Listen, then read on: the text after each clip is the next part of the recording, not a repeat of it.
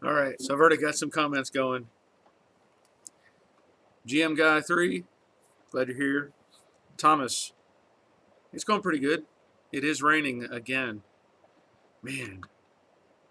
Waiting for FedEx to come with brake parts for GM Guy. Cool. Mustang parts on the way. Summit Bucks. That works.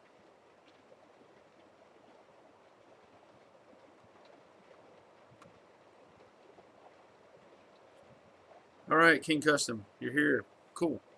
Cake and ice cream. Mmm. That'll make you fat. Trust me. Let's see. Uh, uh, hey, Heath. Glad you're here. Let's see. Robert, you ready for the rain to get here? Spent the weekend in the shop with the doors open and my allergies are killing me. No problem with that here. I can tell you now. Hey, Sean. Glad you're here. Yeah, it's we had a decent weekend, and this morning I got up. Long time listener, first time here. Hey, Randy. um, I looked at my phone and I had, it looked like it was good. Hey, Donnie, glad you're here. I was checking out the weather app, and I, walked outside this morning. It was really nice. Joe Daddy's Garage. It's in Georgia, south of Atlanta, about 30 miles. Hey, Andy. Uh, okay, all right, Robert. You could have been yesterday. I had nothing to show yesterday, and I've had a couple of other people kind of, suggest they may want to be making a video, and I hope they do. Um, hey, Tattoo, yep. Got to appreciate the ones that never made it back. That's for sure. Um, oh, out in Seattle, yeah, rain. Well, it feels like Seattle, maybe worse. But King Custom drawing a picture of a truck, cool. Um, anyway, I was checking the weather app, and when I was checking it over the weekend, it looked like it was going to be a decent week. And I actually had an idea. Uh, hey, Sean, I'm probably going to have to go to CJ Pony. You know, um, I'm trying to find some other places. I know there's like Kentucky Mustang and other places around, and I've been kind of following up with some of them. Another one is a contact I have on my Facebook page, Ron Wolf. It's RONWLFE. He's a Dynacorn distributor. He also builds cars. So he's told me he can, help out if anybody wants to order parts from him. He can help out with a bit of a discount maybe, and get them drop shipped to you. So he's like I said, Dynacorn. So I may end up using him in the future. Um, but at this point, I don't know. Let's see. Danny, I think I should make a video, but don't know anything about editing. You know what, Danny? You don't even have to worry about editing. If you make a video and you can get it sent to me, I'll do the editing. That's not a problem. Um, I've done that with other videos in the series, and so it's not a big deal. And if you made a whatever length video, if it was 10, 15, 20 minutes, whatever, and you kind of flub some things and you just want to start over or repeat yourself, that's fine. I'll look at the video and then I'll, chop it down to where it makes sense. Hopefully makes sense. uh, let's see. Yeah, Donnie, what's the deal, man? People are waiting to see your off-road stuff. Can't do it without a video. Uh, yeah, thank you. Thumaro21, that's a different name. Yep, you can buy one if you want it. I only have black right now. So if you're interested, contact me. Currently, I'm shipping anywhere in the U.S. $26 shipped. I did send 2 hats today to Greg, the guy that did the video in the Viewers Project, Greg Blinko, Greg Workshop. He bought 2 of my hats, and I sent them to Australia today. So he'll be getting those soon. All right, Mach 1's good. Yeah, Robert, CJ Pony, Virginia Mustang, Kentucky Mustang, and NPD. Yep. Those are pretty much the choices now. Hey, Russ. Hey, Andrew. Glad to have you here. If you haven't been following along with Grease Rookie, you need to be following his channel as well. He's learning.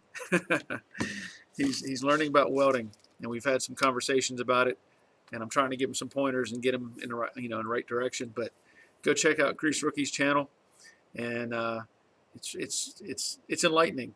Not everybody has it automatically in their, knows how to do things automatically or whatever. So good information on Grease Rookie's channel. Yeah, Jack Daddy. Sorry, you got to get your own if you're gonna do that. You could get a little piece of tape, put over the Joe, I guess. Just put Jack over there on the side. Hey, Brandon. Hey, Paul. If I didn't say hi to Russ, I'm saying hi again. Yeah, but like I said, if you can make a video and you want to send it to me, I'll sit down and edit it down and make it flow as best I can. Hey, Greg, good. Glad you subscribed. You know what? You get a bell for that. There you go. Now, I've said before, and I started doing these bells. I talked about it in the first series of videos of this live stream, and I also had mentioned it every time I've been on here that I have this little bell that was sent to me by Cheryl. I can't remember the name. Cheryl and her husband. And so if you make a good point, or if I make a good point, if I remember, if you answer a question or help somebody out, you get the bell. Just know that. So, and it's not a competition. Not everybody's going to get a bell, but I'm just saying. But Greg gets a bell for subscribing. Hey, Nick, glad you're here. Let's see, Robert. Also, if there's anyone in the Dallas-Fort Worth area that needs a hand or help parts hauling, I'm here and more than willing to help. That's pretty cool. Dallas-Fort Worth, follow up with, I don't know how you can follow up with Robert, but Robert's offering some services there. Yeah, no begging for a bell. That's right, Jack. Cool. Yeah, subscribe to Grease Rookie. It's fun to watch. He's learning as he goes, and I think it's great. It's really cool to watch. So anyway, GM Car Guy, I got a Northern Tool clutch MiG 140T welder or 140i welder for about $300 new 3 years ago. Warranty. It welds great. Cool. That's good. Rick Gain, did you have a Joe McMuffin for breakfast? So you like my Joe Daddy Egg McMuffin video? I did not have one for breakfast though. Sorry, but I think my wife did. They're good stuff. If you haven't seen it, if you're just on this channel, I also have a channel called Joe Daddy's Workshop, and I did a recent video on me cooking. If you count it cooking, I used the microwave and I made my version of an Egg McMuffin sandwich. So you go check out that video. Let's see. Tomorrow, picked up a 65 F100 project. Truck will definitely need some pointers. Yeah, I'm sure. GM Car Guy, you missed a sandwich video. Yeah, it's on the other channel, Joe Daddy's Workshop. So go check that out. Oh, you had him, Rick? Did you like it? Was that a good deal? I mean, 5 minutes. In the time it takes you to make your coffee, you can make one of these Joe Daddy Egg McMuffins. Let's see. Has anyone ordered a welding tank from Amazon? That's a good question. Can't say that anybody has. I don't know. Nick should be dropping the video tonight with the Chip Foose intro. By the way, your stream is looking good. Cool. Thank you. Let's see, Sam. My daughter doesn't know this car is for her. That's cool. That's cool. If you haven't seen it, you see Nick Pixel TV on here. He's Well, we're related, but he's putting out some pretty cool stuff on his channel, and he's done a lot of stuff with. He was in the what was it, Detroit Autorama or something, and while he was there, he was talking with Chip Foose, and he gave me a shout out on the in his interview with Chip Foose, which is pretty cool. So you can check out Nick's channel. Uncle Joe Daddy. Yeah, that could be it. Yeah. Donnie, I must tip my hat to your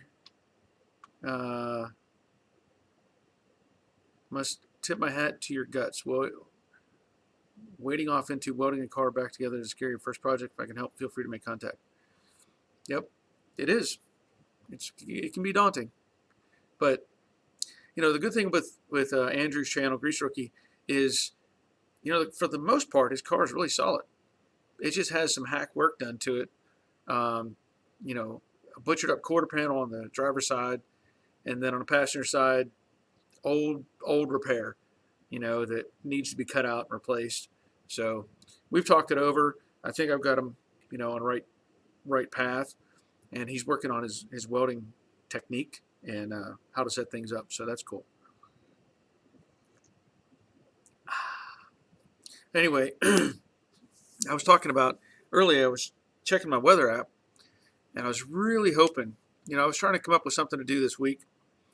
I mentioned before about the seatbelt thing, and I'm still not completely satisfied with putting in the 3-point seatbelts yet. So I was sitting here and I'm thinking, boy, I got the garage, cleaned up, space cleaned up.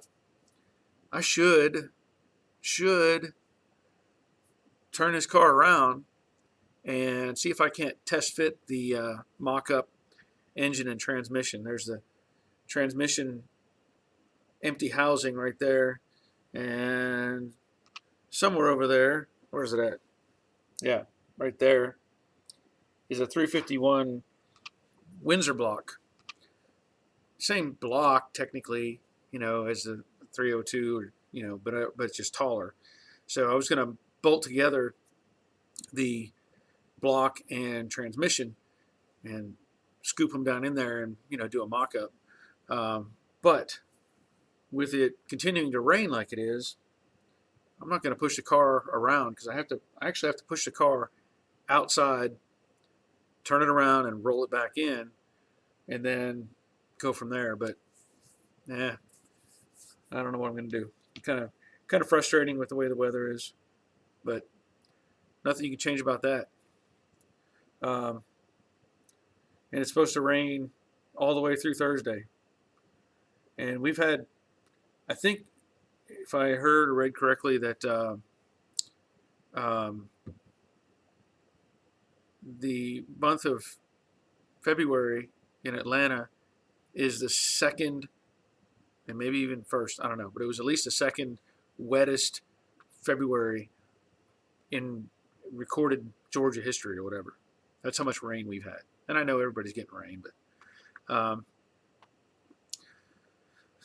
let's see. You're welcome, Andrew. Let's see. Hey, Jack. Mike Esposito, did you always do restoration work? Any collision work? I've done a lot of everything. Put it that way. You may not know it, but I grew up in a junkyard, so I've been around cars all my life, and literally all my life. And so I worked on cars at the junkyard, got a lot of experience, a lot of knowledge in how they were built, and mechanical, whatever. And then, later on, I went to school for aircraft maintenance, so I'm an aircraft mechanic. But I had a body shop with a partner, and we did collision work and restoration work. And I was the heavy hitter, so I did all the frame pulls, body pulls, all the welding, all the cutting, a lot of the body work, finish prep, getting cars together, ready for paint and reassembly. So yeah, I have a lot of collision experience as well. Let's see, Robert. My current plan is a 302 from Explorer, but I have this thing about putting an engine smaller than 350. Well, can't help you there. uh, let's see. Sam Smith, me too. I got the pedals out to finish the floor pans. Okay. Oh, okay. Yeah, I'm trying to backtrack here. You're talking about your daughter's car. Cool. King Custom, when are you going to do a video of your car? I guess another video of your car. Which one? I don't know which one you're referring to, because I've got the Jade Mustang and the Brooklyn Pony, and then the Stray Pony that's in the other garage. So hopefully I'm going to get something going on the Brooklyn Pony yet this week. I don't know what yet, but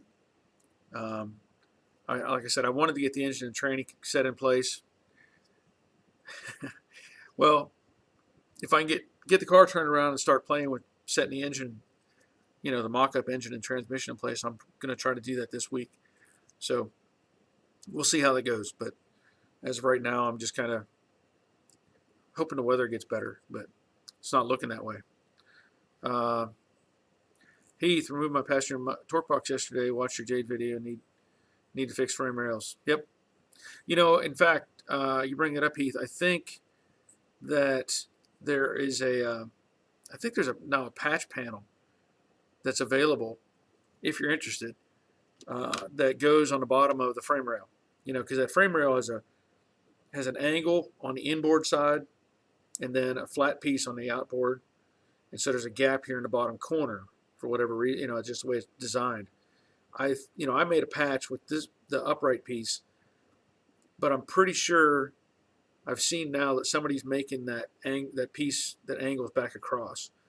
So you cut it off and weld on that piece. So if you're interested, just letting you know. I don't know who did it, but or who makes it, but I think I saw one. So King's Disaster Garage, a gentleman like yourself that inspires to try. Thanks for all that. You're welcome. And I think you're going to get a bell for that. Whoops. I had my finger on it. I appreciate that, King's Disaster Garage. It's nice sometimes to see, like I recognize certain names, but sometimes, I know everybody wants to have a custom, name on their YouTube channel or whatever. And I've had some on here that I don't know what it's like, a whole bunch of letters, and it's kind of hard to respond to that. I know one of them, I think it's something ELDP. I know that's Gary. So if Gary shows up, he got a shout out because I remember his thing. But it's kind of interesting that the way we come up with different names. Donnie, Robert, use a late 90s Explorer Mountaineer with OBD2 electronics and stroke 347. Great torque at 500 horse. There you go. You could do that too. That's been a thought too, just not sure. Okay. Dave, hey Barry, can you outline the best method to paint the interior of the doors so the fine metal texture remains as it should? Epoxy or straight to final paint? That's a really tough question. I don't know exactly how they did the doors on the original cars. We all know it had that imprint, and you have to assume they put a primer on, and then assume that they just sprayed it with their single stage, whatever. Here, now with the way we are with modern paints and technologies, we put a primer, base coat, clear coat, and it just builds up and makes that all kind of go away. So I don't have a great suggestion for you. I've thought about this for quite some time because I know it'll be an issue even on the cars I'm doing. So you may look at a couple different options. One, you may go to just a single stage, put the epoxy on and then just spray a single stage on the interior, of the doors. That may just be, hey, Buck's Woodshop is here. Glad to have you. Anyway, that paint process, it's just really tough to deal with. Because here we are wanting to preserve what we have, but in order to do that, we have to add a lot of material in the process. So best I can say, in my opinion, is to use, put some epoxy on it and then go back with a single stage. And you may even use depending on what you're looking for as an end product, you may end up using rattle cans, to be honest, because you can just, layer it on there without having to spray a big, pile on the paint. So just maybe some ideas, maybe look into it a little more. I don't know if somebody else has a good video on that process, but it is rough. Now, I did see something the other day on, I forget, he's probably on here. I saw a video of a car where I thought it was really cool. They used vinyl and they wrapped that part of the door where it had the grain. They took a grain, wrap, like vinyl, like you would do a vinyl wrap on an exterior of a car, and they layered over that, and it looked fantastic. I mean, it was just like, it looked like paint, but it was all vinyl, and it was pretty sharp. It was a really, really cool idea. King's Custom, I picked custom because I like custom stuff. That's a good call. Let's see. Battery burnout. John here just watched the McMuffin video and subscribed. You get a bell for that. Thank you for subscribing. King's Disaster, watch your videos for years and actually won a giveaway from you a while back. That I recognize that name. I remember seeing it. So, hey, David Sherrill here. I do recognize that name. So I don't remember what you won. I've given away a bunch of different things, but I'm glad you're here. Robert, a friend of mine, vinyl wrapped his dash like that, and it looked pretty good. It looked really good. I think, and I'm just guessing here, but I think it was Robert Arco. I think Robert Arco's channel. He's got a 65 or 6 Mustang on there. And I'm pretty sure that's where I saw it. And Robert is supposed to do a video for the viewers project. So I'm calling out Robert too. He has not sent me a video. I don't know what the deal is, but anyway, I think it was on his channel that had that vinyl wrap on the door. So check that out too. That might be an option. I like it. I can't say I'm very good. I've never tried to do vinyl like that. Might have to actually pay somebody, but if I want it to look right, I'll pay somebody. Mason, it's going pretty good, other than it's raining again. I can't get away from this rain, and it's just very frustrating. Hey, here's another thing. If you were on my other channel, the J Daddy's Workshop channel, and you saw the little dune buggy that I fixed a carburetor on, Trailmaster 150 XRX. I bought the thing cheap because it wasn't running, and I figured out that I could, from what I read and researched, that it's basically just the carburetor goes bad, something in the carburetor. And I did find out that, I think it was somebody had mentioned, I think Leonard had told me, because I was guessing at some of the components on that carburetor. There's a little module on it that has some wires on it. I didn't know if it was a fuel pump or something, but apparently it's in a fuel enricher or enricher valve or something like that.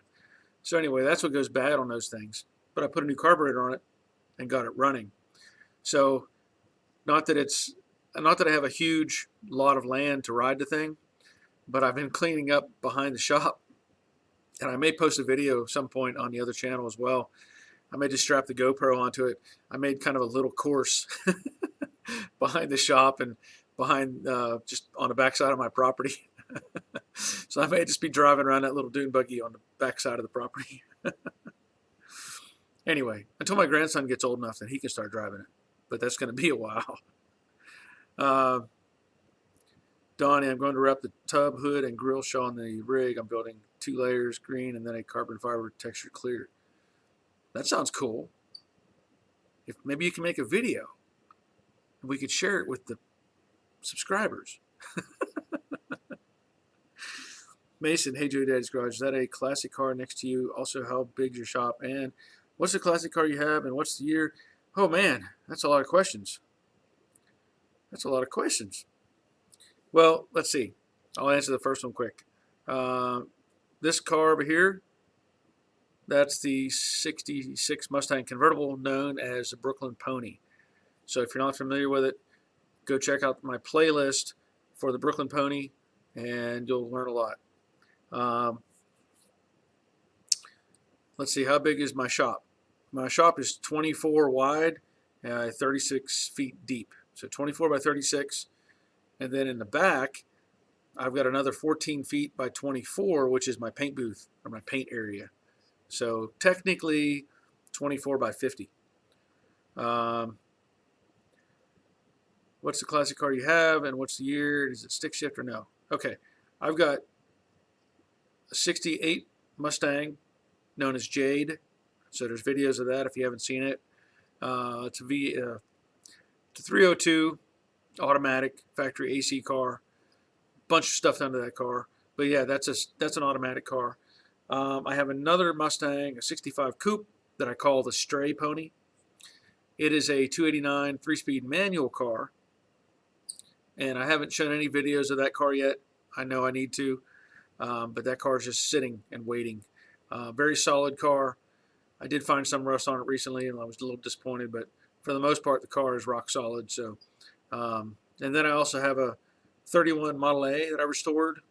So if you haven't seen that, you can check out those on my channel as well. I have 2 videos of the restoration process of the Model A. And, of course, that's a manual car.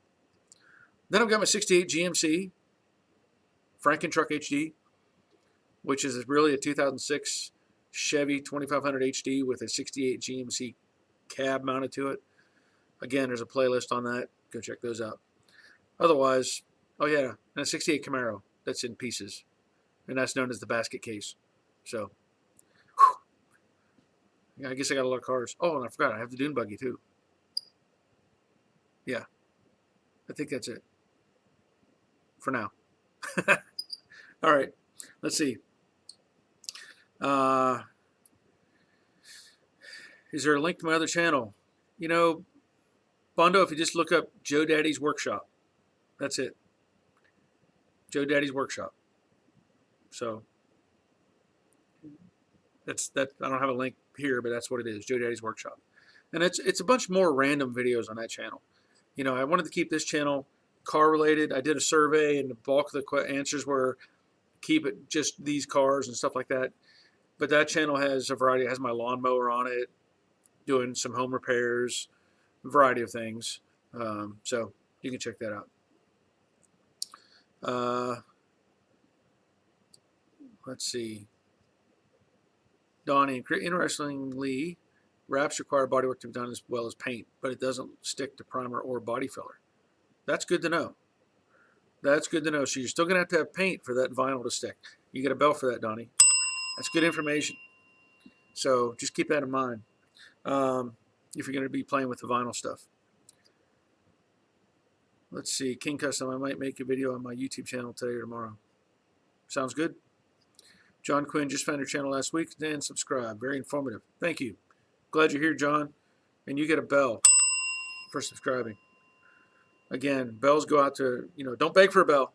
I'm not just going to give them away. You have to earn them. Mason Fox, also, do you collect records? Interesting. Not really. Not really into my thing, but no.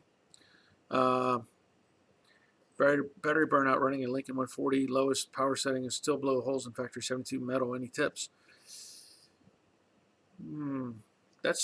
You're running a Lincoln 140. What size wire are you using? And if you're running, you should be running for factory metal a heat setting about 2 and a speed of about 2. That's usually what I run. I don't have any issues. So Sam Smith, Stray Pony, I know will be sweet. Yeah. Yep, it will be. Yep. Don't forget Jack. Jack says don't forget the thumbs up. Don't forget the thumbs up, Jack. You get a bell. Throw a thumbs up on the channel, guys, on the video. That'll help. Marty Sims, good to see you on tonight. Tell us about some of the frame pictures on the wall behind you.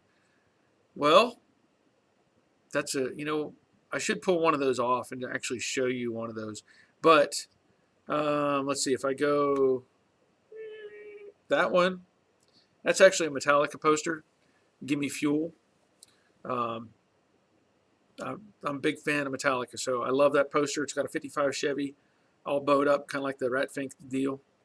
And anyway, this one That one is just a framed picture, like a print from an old like store, like an old country store type of thing. But those are the '70s Chevy short bed that I rebuilt. Pretty cool truck. Um, I don't think I could. I'm gonna have to leave it on the wall for now, but maybe I'll pull it off next week and talk about it because I think, yeah, the uh, the cable holding it is behind the other picture, so it's gonna be too hard to do. And then if you look over there, that's a clock from Advanced Auto Parts with a light up fluorescent that I won in a raffle. Otherwise, the other stuff is just like metal signs that you buy at a store somewhere. Um, let's see. David Sherrill, 64. Oh, 64 and a half convertible Mustang. Yep. Yeah. I'm looking forward to seeing updates on that as well. Octagon just got supper on the stove too. Or Stovetop had to bring the computer in the kitchen to multitask. That's good. Half the time, if I'm in a hurry, I was in the military, so cold can of ravioli, eat it right down. I'm good to go. Let's see. Battery burnout, 0.025, speed 3. I guess I'll slow it down. Yeah, I mean, it should be 2 and 2, roughly. And don't just lay into it. I don't know what process you're trying to pull off. If you're doing spot welds or a seam or something, you may just end up doing tacks, short tacks. I don't know exactly what you're working on, but let's see. David Sherrill, ours is a Mustang. Yeah. Mason, I like your signs. Also, could you send me a sticker of your channel? No big deal. I probably could. I don't know if I have any stickers at the moment. I've been giving them away pretty frequently. So send me an email, joedaddysgarage@gmail.com, and I'll see if I have one. Maybe I get it sent to you. Robert, hair and metal bands forever. Yeah, hang loose. Yeah, definitely. I'm all into that. David Sherrill. I'm not sure what you typed there. I got a do and a Y.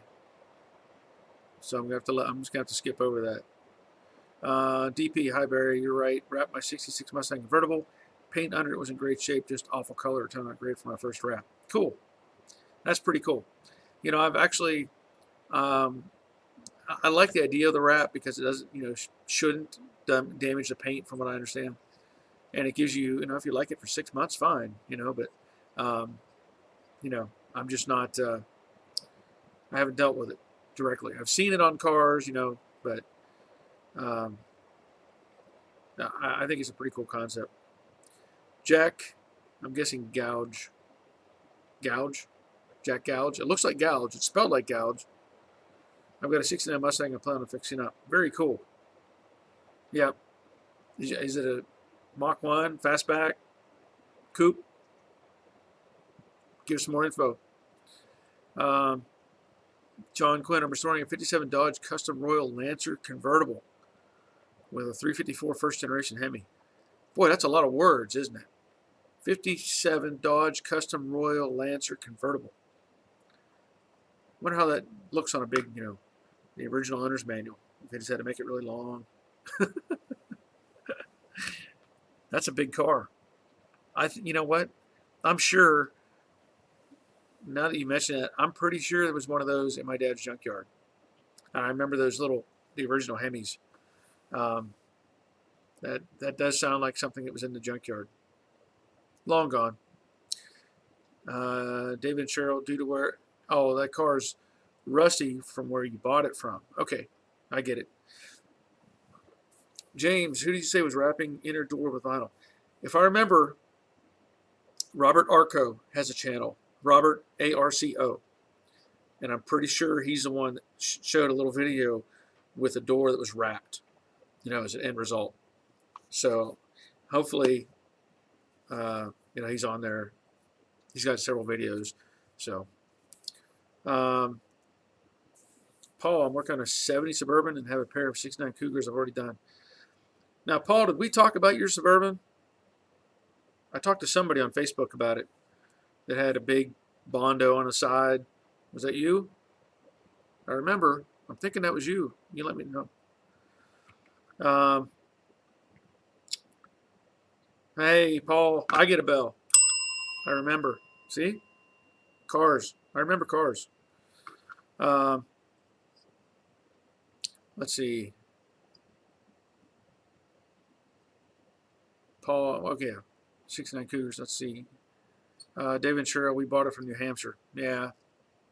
Unfortunately, that's where you're going to find a lot of rust. Let's see where we at.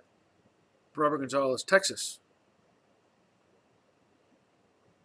Okay. I'm just going to. Hey, Robert. Just got a Texas. Okay. Let's see. Okay. Jack Gouge. Is it Gouge? Am I saying it right? Jack Gouge. I'm hoping that's right. It looks like that's how it's spelled. So, 69 Mustang Grande. That's all right. Even those cars, are cool. Get them fixed up right. Put the nice tires and wheels on them. Cool car. Battery burnout. Thanks for the input. I was stitch welding a patch in the fender. Back to screen names. I started my channel with RC helicopters. Had to make the switch from batteries to nitro. I get it.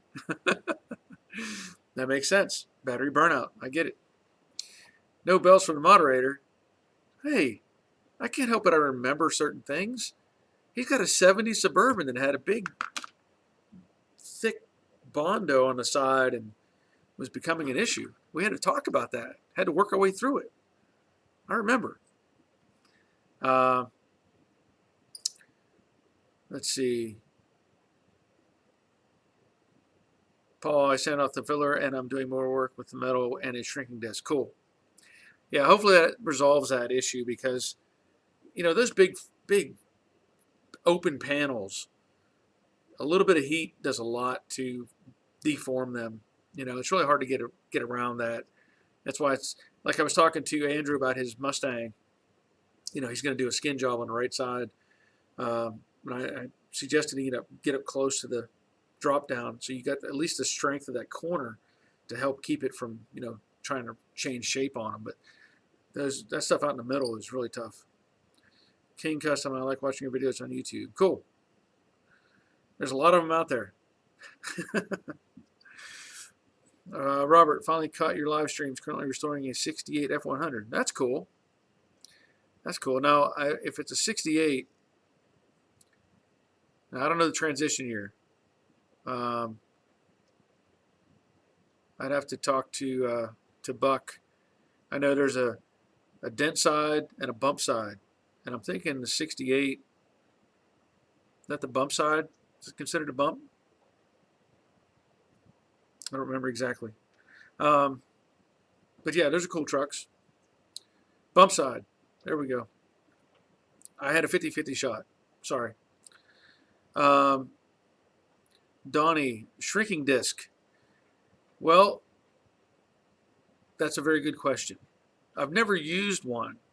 I've seen them be used, and it goes on a grinder, and I can't tell you exactly how it works because, again, I've not used one, but it's, there you go. Stainless disc that goes on your grinder.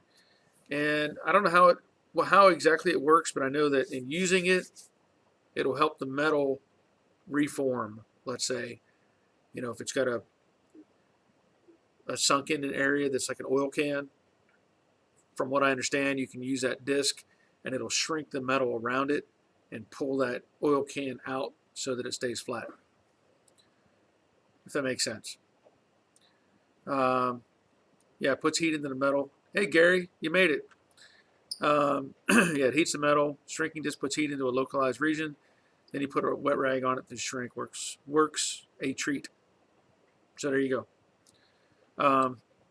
I've not used one, but I've heard good things. Just haven't had them.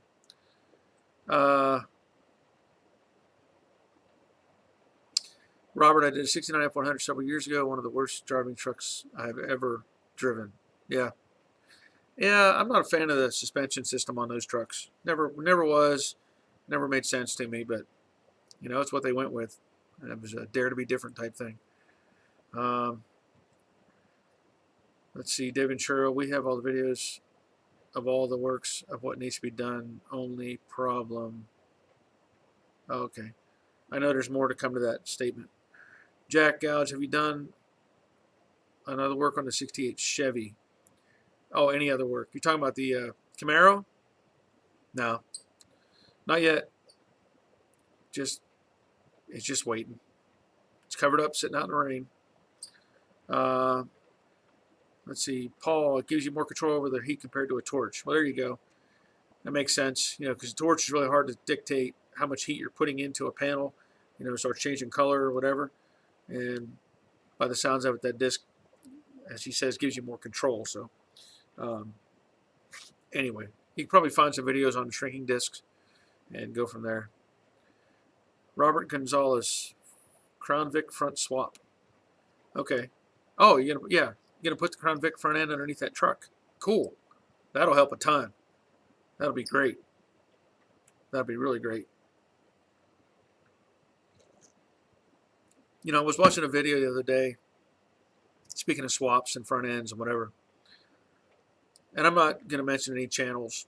I don't know these people, but they were taking a classic Mustang and they were fitting an engine, like a Coyote engine into it. And I saw the title for the video, and it says fitting this Coyote engine or testing whatever. And I thought, oh, that's some good information. Maybe I can get something from that that'll help me, in the future or whatever. And I was kind of disappointed. They took basically just gutted a 65 Mustang, and I mean gutted it, cut off the whole front clip, cut out the dash, the whole floor pan, everything.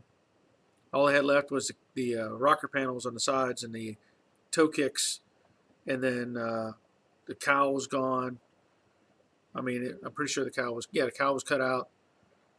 So their mock-up was just, they rolled a front clip from a newer model Mustang, like the front cradle. They just rolled it underneath the car sitting on blocks, and then set the fenders on with blocks holding everything in place. And I'm like, that's not how you test fit an engine. You just cut this car to pieces, and you're just rolling some. It was terrible. I'm sorry. I hate to say it. I'm not going to mention any channels, but they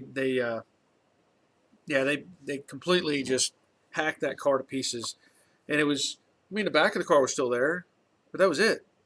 I mean, I think they even cut out the transition panel and everything. They left the rear frame rails and the drop downs. Everything else was gone. It was just, you may as well just taken that chassis, that body, and just set it around the new Mustang that they took the subframe out of. It was really not great. I just couldn't. I'm sorry. I mean, I'm sure it'll be watched by lots of people, and they'll get whatever.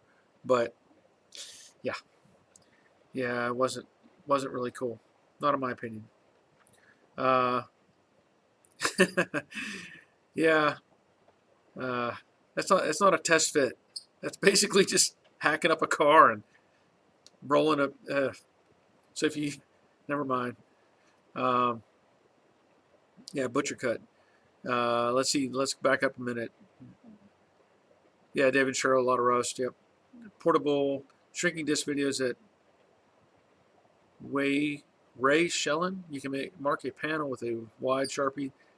Then you run a Vixen file over it, and it will show you the highs. Run the disc on the shiny parts.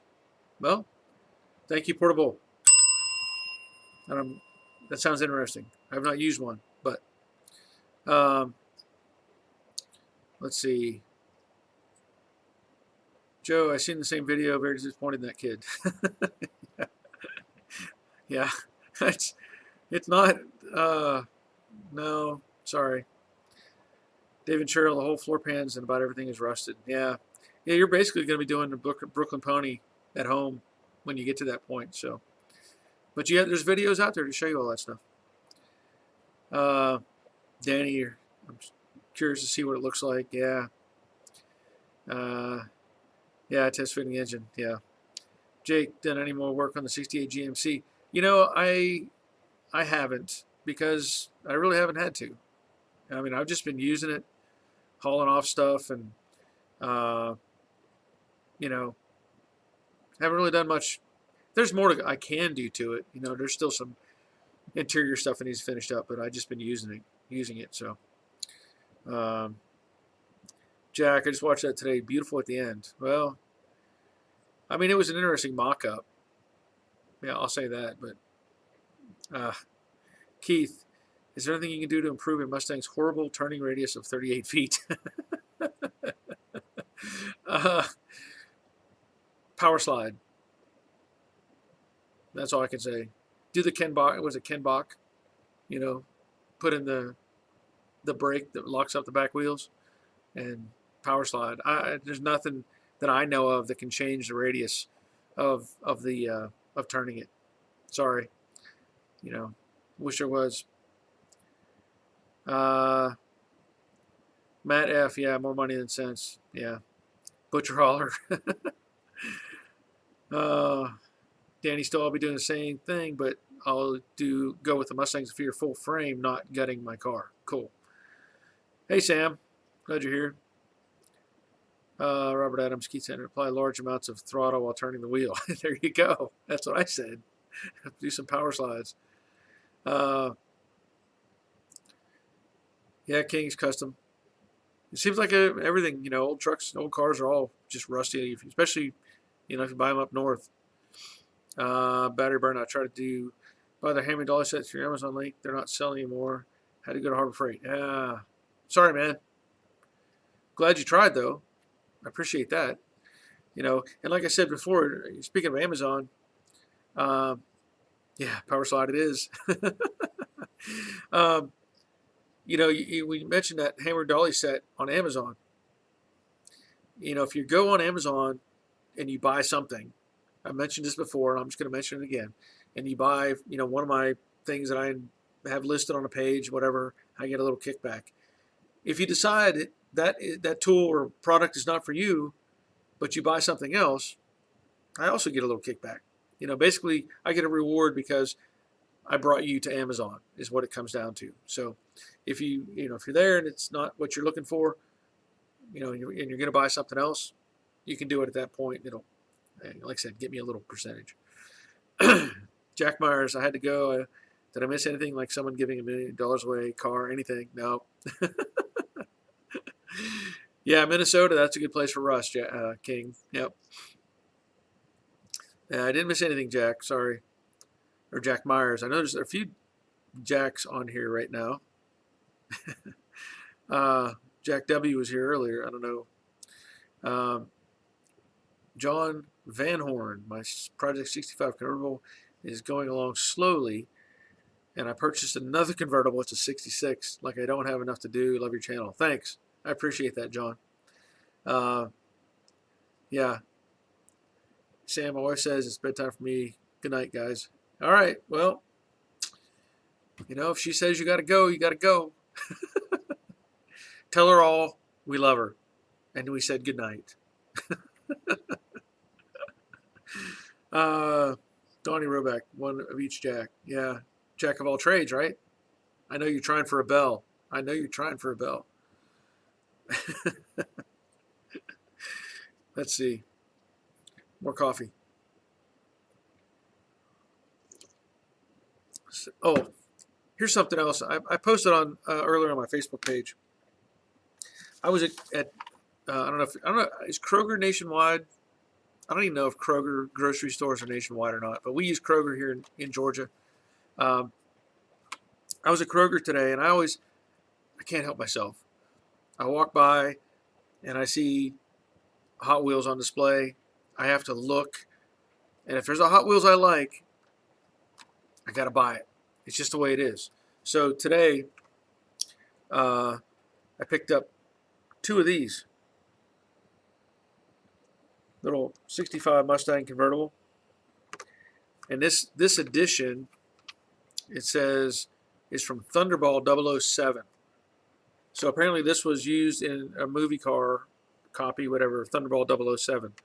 So anyway, so I bought 2 of those. You know why? Because there were 2 in the bin, so I had to buy both of them. And while I was doing that, I saw this, and I just had to buy it. It was pretty cool. 64 Nova straight axle dragster. I haven't seen one of these before, and I think it's called Jerry Rigged. I really like the way they're doing these things, but you know what? There's 2 of them, so I had to buy 2 of them too. Let's see. Michael finally stopped for a minute. Want to check in. Climb the glory, brother. Right of the line, man. Right of the line. Glad you're here. Sean Boyer, hey, you should call Harbor Freight and ask them for a kickback. I bought that Baxter sander. Cool. That's a handy little sander. I wish Harbor Freight was a sponsor of some sort. I don't have any sponsors, you know what I mean? And I don't know that I want any sponsors. I've had several companies contact me, and I'm unsure how that whole process works, honestly, because I know with YouTube, yeah, there's ads that show on the channel, but then I get offers all the time from people wanting me to. I think CarParts.com wanted me to start advertising for them somehow, and I've had other people, light companies and tool companies, but I'm not sure how that works because, like the one company, they wanted me to sell a product, and they said I would get 10% of every sale. I don't know. I don't know if I want to do that. I've said it before. I'm only going to try to endorse things that I like. If there's something I don't like, I'm not going to put it up for sale. I'm not going to be just putting out stuff that I don't, I'm not comfortable with. So I get kind of leery about even thinking about that stuff, but maybe I should. I don't know.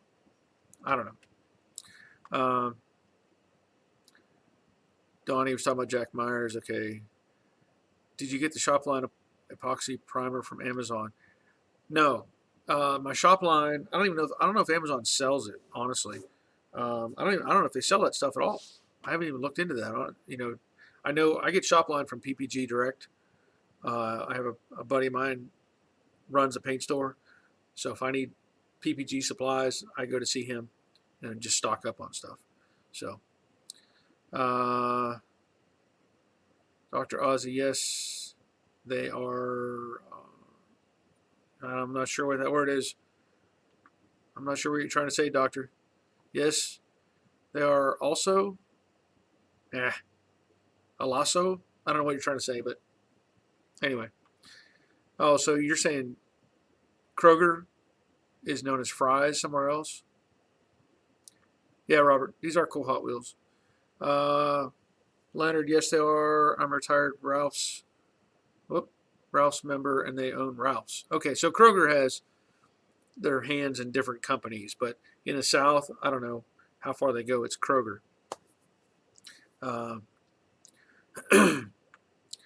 Let's see. Battery burnout. There's a classic Mustang in every movie made. It seems that way, doesn't it? But these are the special edition 007 Thunderball. Really important. Anyway. Let's see. Jack W. still wearing my shop outlets. Just finished sheetrock. Cool. That's good. Then we got Jack Myers. See? And I think that's Jack Daddy. Jack W. don't put a sheetrock screw into an outlet. Yeah, that's true. Don't do that. I went to Walmart. Leonard, I went to Walmart and got 2 of the special Hot Wheels that sold for $2 for $1 each. What a deal. Yep.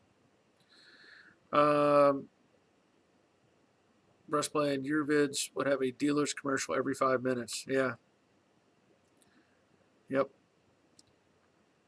Danny, you should do something. You might get some free good lights. Yeah. Well, the one that they approached me was, if you go on Instagram, there's all kinds of ads and stuff.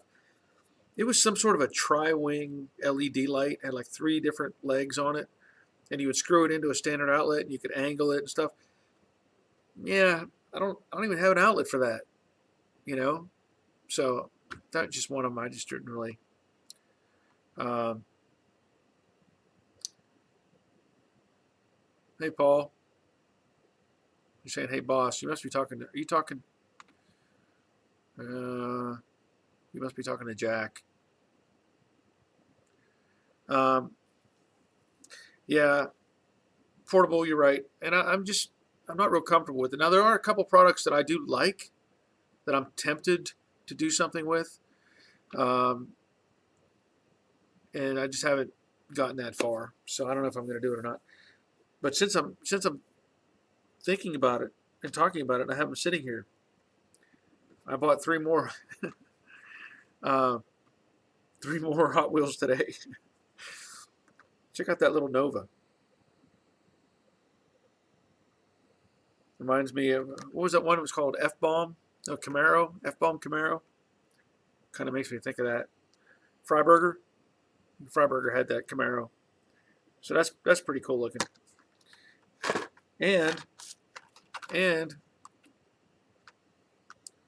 got my own GT40. Check that out. And one more. Just one more. Just because I really thought this was really cool. This is called a Mod Rod. Can you dig it? You like that? I know I do. Yeah. That was my Hot Wheels haul for today. So, Robert Adams, that triple LED light is bright, but the wings are transformer shield shaped. Yeah. You know, I don't know that I would like that light or not, honestly. Hold on just a minute.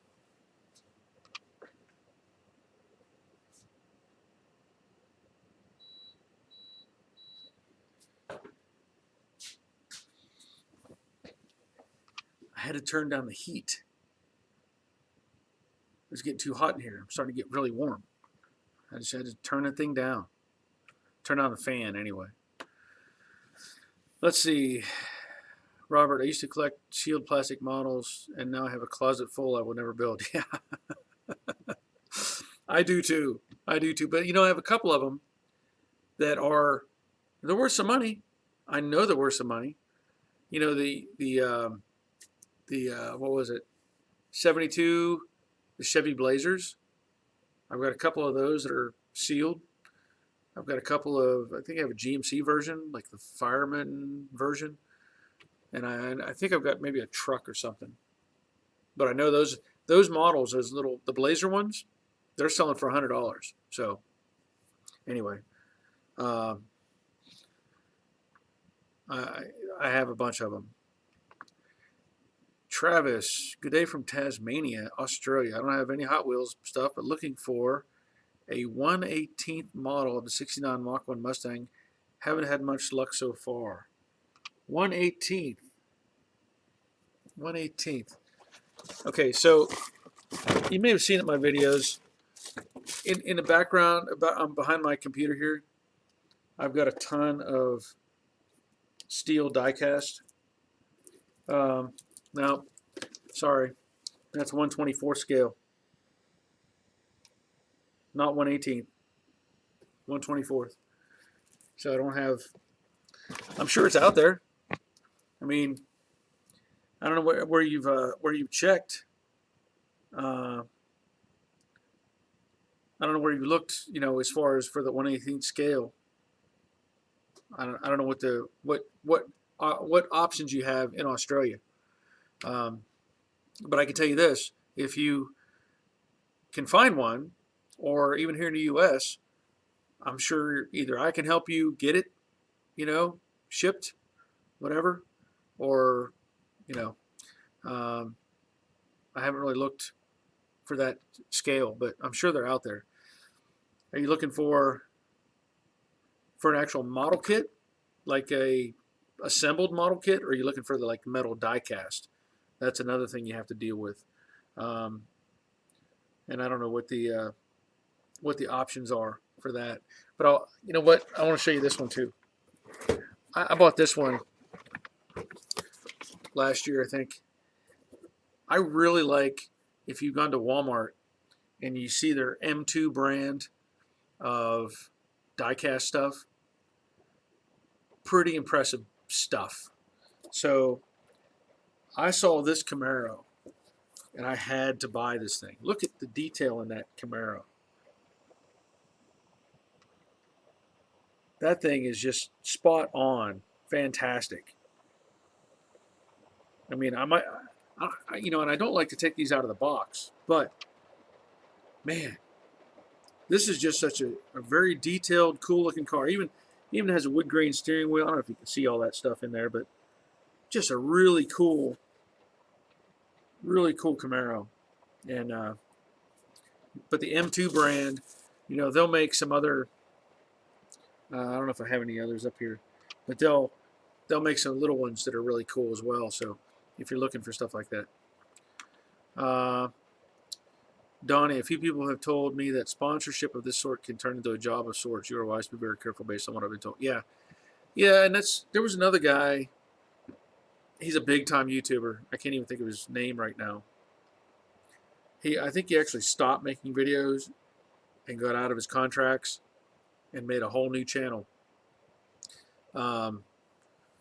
You know the guy. I can't think of his name, but he's just did like all kinds of repair videos, and his channel grew like crazy. And he took on sponsors, and then he discovered that he was not really making the money that he should have been, or whatever.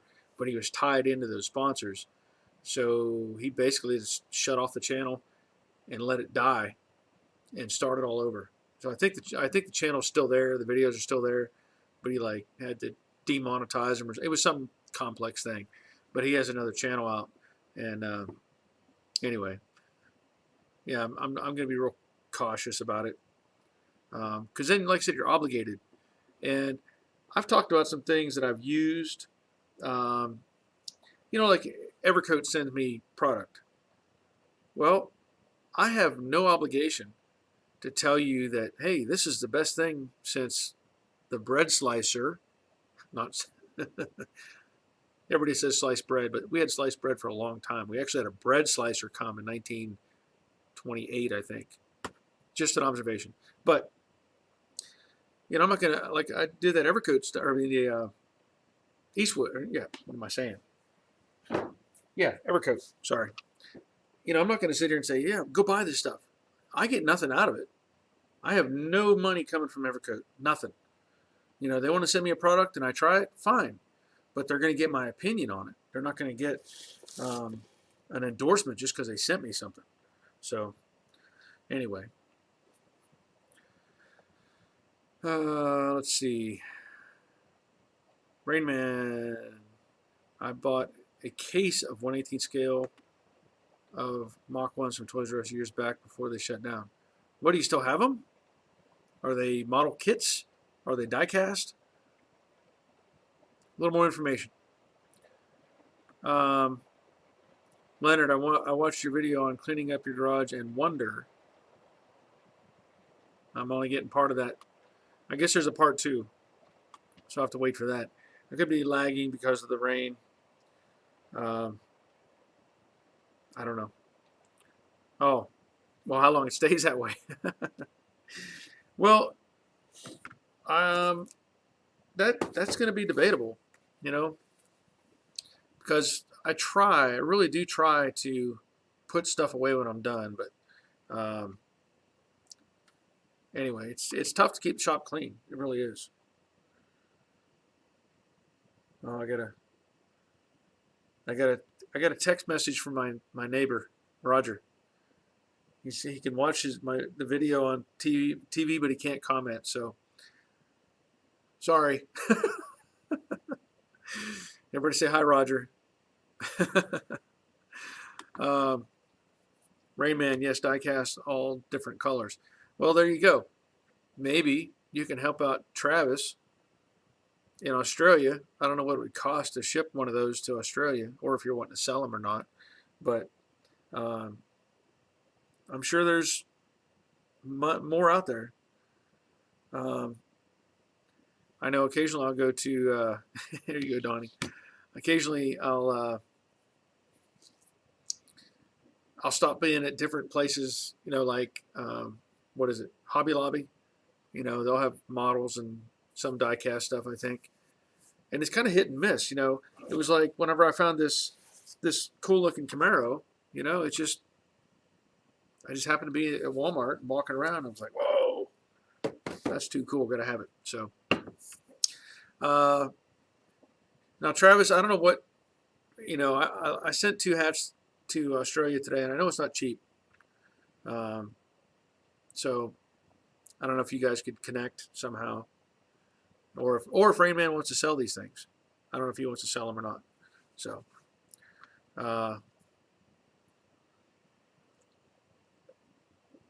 Matt F, are you going to try that Evercoat with a bigger fluid tip in the future?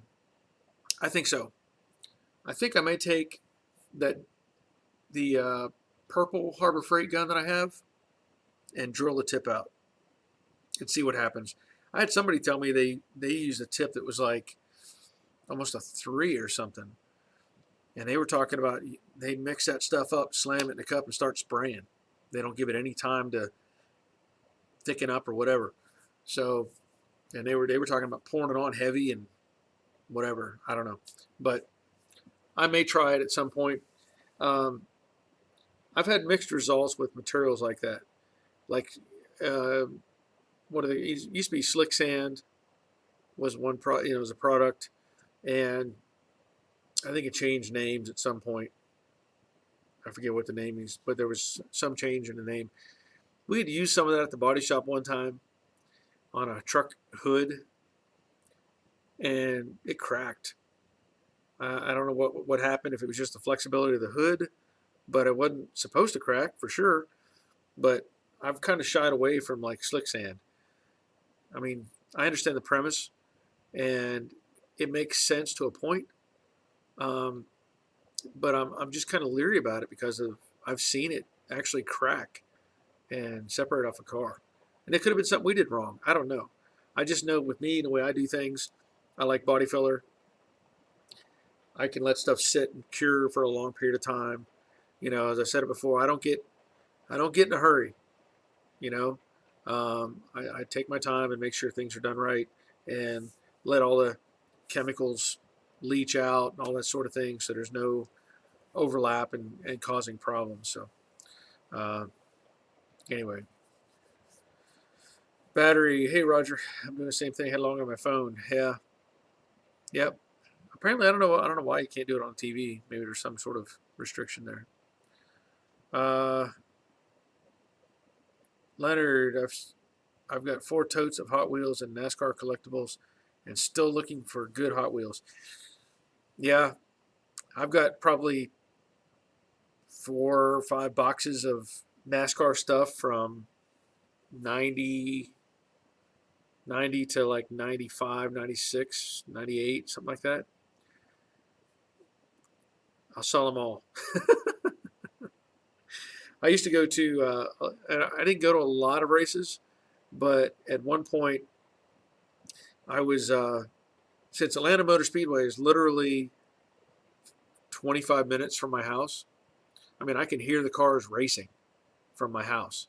Um, I was, I did something sort of a volunteer program where I did security down there, and the money that I would have made went to a charity, like a boys and girls group or something, to help them out. So I got to go to the race for free, basically, but I got to stand up and, I had to keep people out of certain areas. And in fact, Roger did it with me at least once.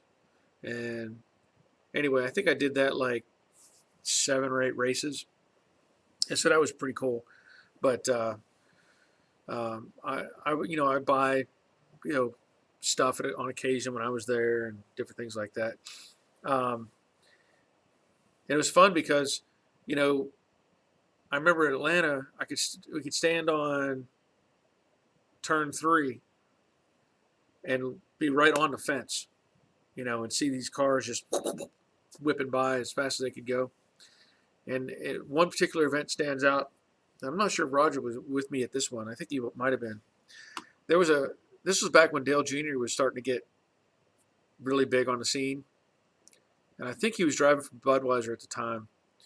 And there was a camera crew following him around all weekend, filming it, stuff for their commercials.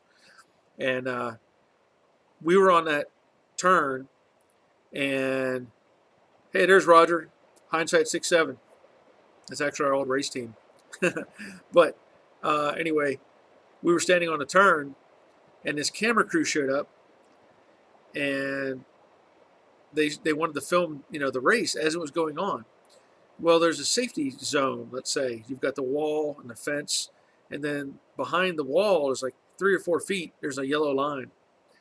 And we were told that nobody can go past that yellow line for any reason, that we had to keep them back just in case a car came loose and hit. It gave a little bit of a buffer, So anyway, this camera crew showed up and they were right up on the fence, and they're trying to film this car and all this stuff. And I walked up to the big man in charge, and I was like, tapping him on the shoulder, and I said, "You need to back up." And he's like, "What? Do you know who I am?" I said, "I don't care who you are. You need to back up." "But I'm this, I'm that, I'm this." I said, "I don't care. Back up." And he pulls out this press pass. He says, "I have a press pass. I can go anywhere I want." And I was like, "Okay. Is that press pass going to protect you from a 3,000-pound car coming through that fence?" The guy looked at me. He's like, "Let's back up." I had no real position of authority. I was just wearing a security hat, man. But I was telling these people what to do. It was pretty fun. Yes, as Roger said, get everyone else off the fence. Yeah. Let's see. Gas Doctor, what product did you use to paint the bottom of the Brooklyn Pony?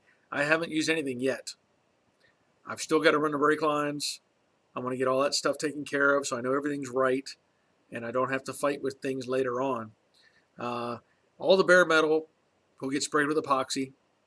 And then I have lizard skin that's going to go on the bottom of the car. It's going to go on the bottom. It's going to go in the floor pan. It's going to go in the trunk. All over the place, we're going to put lizard skin. So I'm hoping that all works out really well. But epoxy and then lizard skin. So that'll come later. Battery, my buddy is down there in Buford. He drove to Charlotte Raceway last summer for the Mustang run. He took his 64.5. Whoops. Got to drive around racetrack with everyone else trying to set a record. Oh, that would be cool. That would be cool. I know that on Friday nights at Atlanta Motor Speedway, pretty sure it's Friday nights, they have Friday night drag races. And basically they're just drag racing down pit road. Not real drag racing by any means. It's just somebody waving a flag and 2 guys racing down pit road. They've had some serious accidents down there too because there's no guardrails. It's pit road, okay? But prior to it, they have like a car show sort of thing, and everybody's allowed to drive their car out on the track. And I think they make at least 1 lap, maybe 2 or something like that. That would be kind of cool.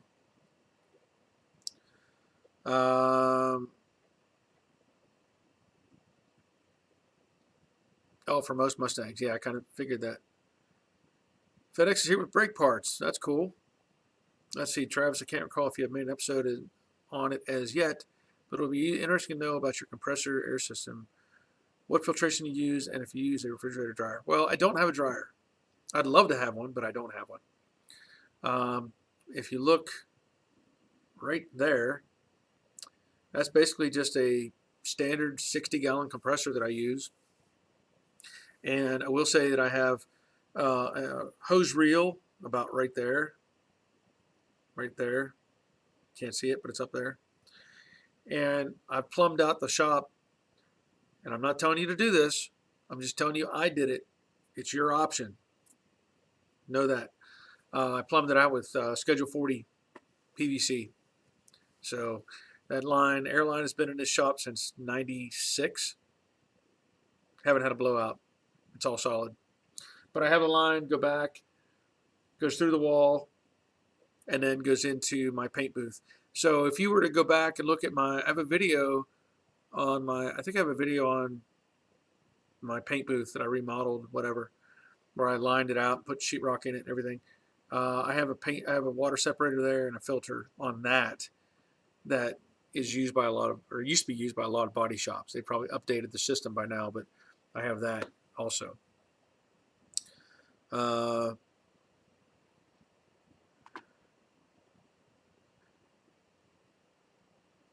Heath, Amazon has a 69 Mach 1 die cast and 1/18 scale. Go through Barry on Amazon. You get a bell, Heath. Good answer. So Travis, there you go. First thing you need to do, go to one of my videos, click on the Amazon link, go to my Amazon page, and then do a search for 1/18 Mustang. And maybe they can send you one. I don't know. I don't know what it costs to ship, for Amazon to ship to Australia. I guess they do. I don't know.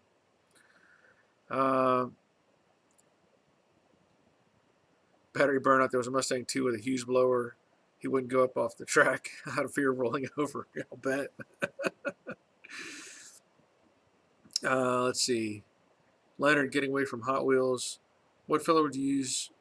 Would you say to use? I've got Rage, and it works better than Bondo. I use the Rage Ultra, so I'm happy with it. The Evercoat Rage products, as far as the body fillers, love them. So the Rage Ultra, a little bit better than the Rage Gold or whatever, but that's what I use. All right, Travis, cool. I hope you find one. Can you hear the rain? Can you hear it?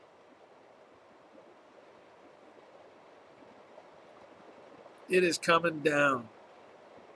Hope it doesn't mess up the live stream here.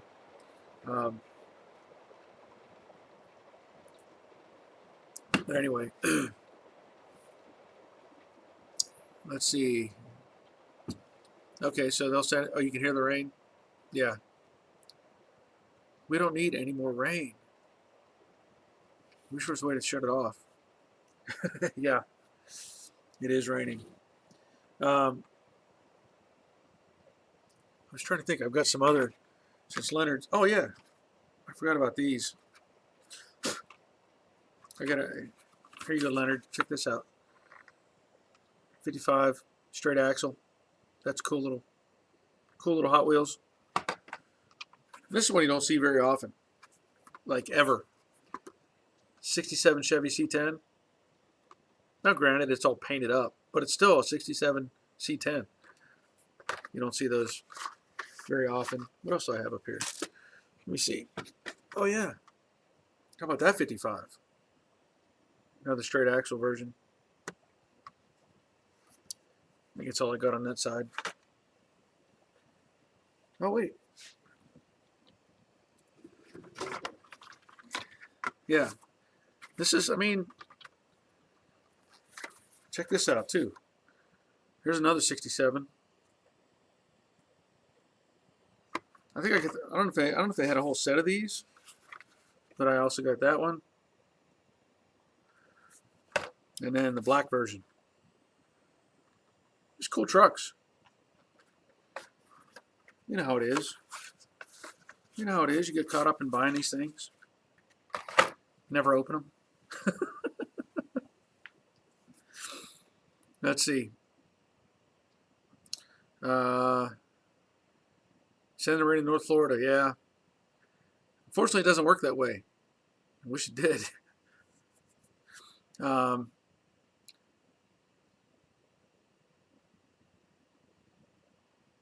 are we at here?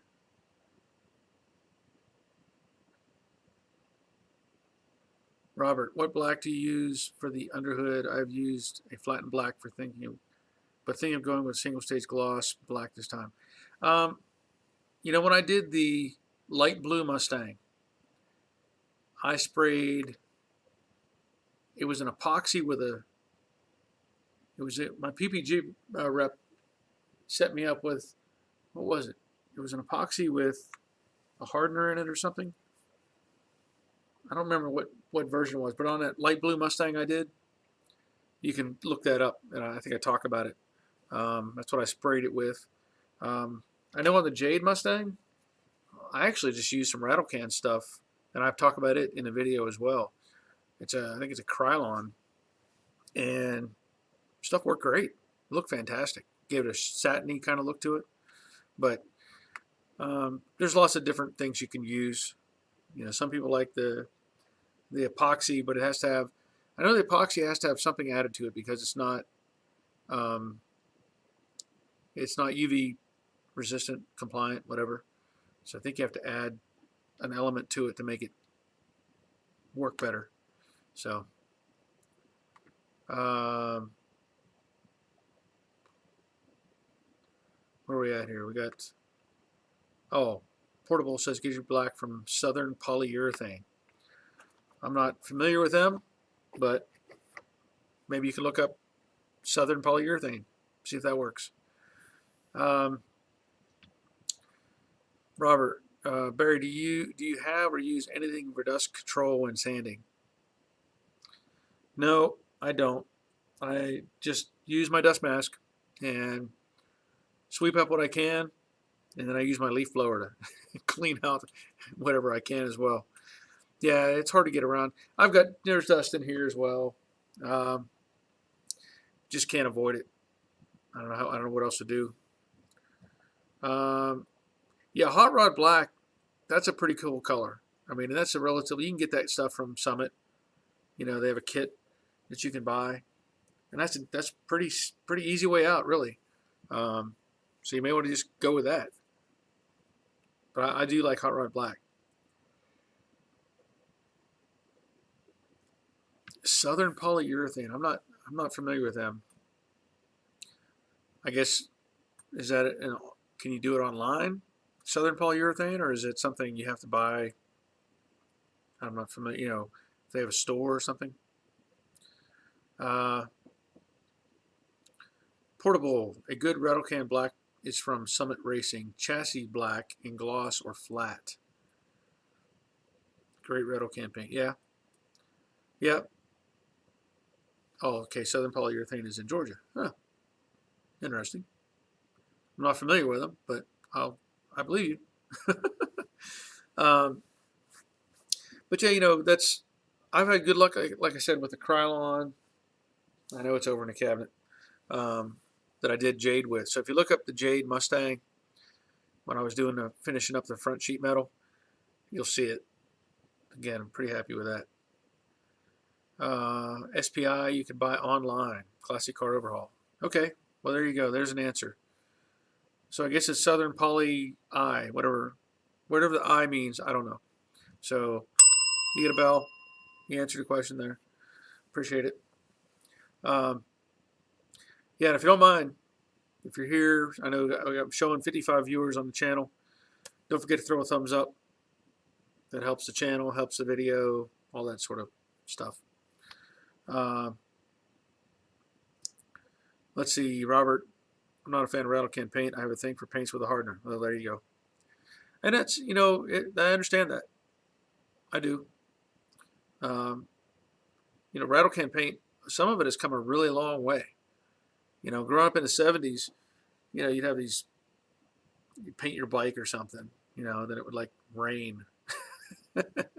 Half the paint would come off. I think they've come a long way with some of the technologies for rattle can paint. But if it works, fine. If not, use something else. Something else I was going to talk about. Anyway, so this rain has been pouring and pouring and pouring and pouring, and in the meantime, across the street from me, somebody's building there was a vacant lot. It had like 2 or 3 acres of land. Somebody bought it, and they've been clearing out all the trees. And I mean, it had pine trees every 10 feet on 2.5, 3 acres of land.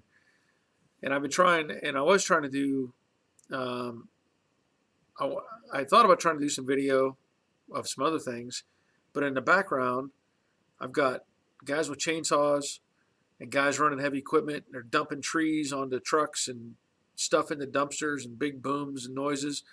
It's kind of frustrating. So I'm hoping they get done soon. But with this rain, I mean, I was surprised they were still out there today with some sort of a bobcat, with the bucket jaw thing on it, picking up these 80-foot pine trees, and lifting them around and getting them up and out of the way. But it's a mess. It's just a big mess. Donnie, I like rattle can paint from Kimball Midwest, very high solids. Well, there you go. I've not heard of Kimball Midwest either. I'm assuming they're out in the Midwest, and I assume you can buy them online. I don't know. Robert, I did paint my TPI intake with Rust-Oleum Professional Black and aluminum 15 years ago, and it still looks good. So yeah, it is better. Yeah, the old stuff. I don't know. I don't know what they used. Chemicals change, as far as what they use as a carrier or solvent, to spray the stuff. We won't even go. I won't even go into all the enamel, lacquer, whatever. I don't know half that stuff what it really means, but they've improved that stuff over the years, obviously. Let's see. Leonard, I'm going to paint the trailer I'm building with rattle can matte black. Yeah. Okay, Mason. Cool. I'll check into that. Have you tested? I'm guessing you wanted to try type Krylon against oil and gas. Not specifically. I mean, I guess I haven't had that opportunity with the Jade Mustang since it's been chugging along on a back burner for a long time. The engine's in it, and I don't know that it's contaminated with any fluids or anything. I haven't had that issue, so I really can't say how well it'll hold up, but I hope it holds up. But I mean, obviously, the better the paint, the more resistant it'll be to those chemicals as well. Let's see. Somebody sent me a message.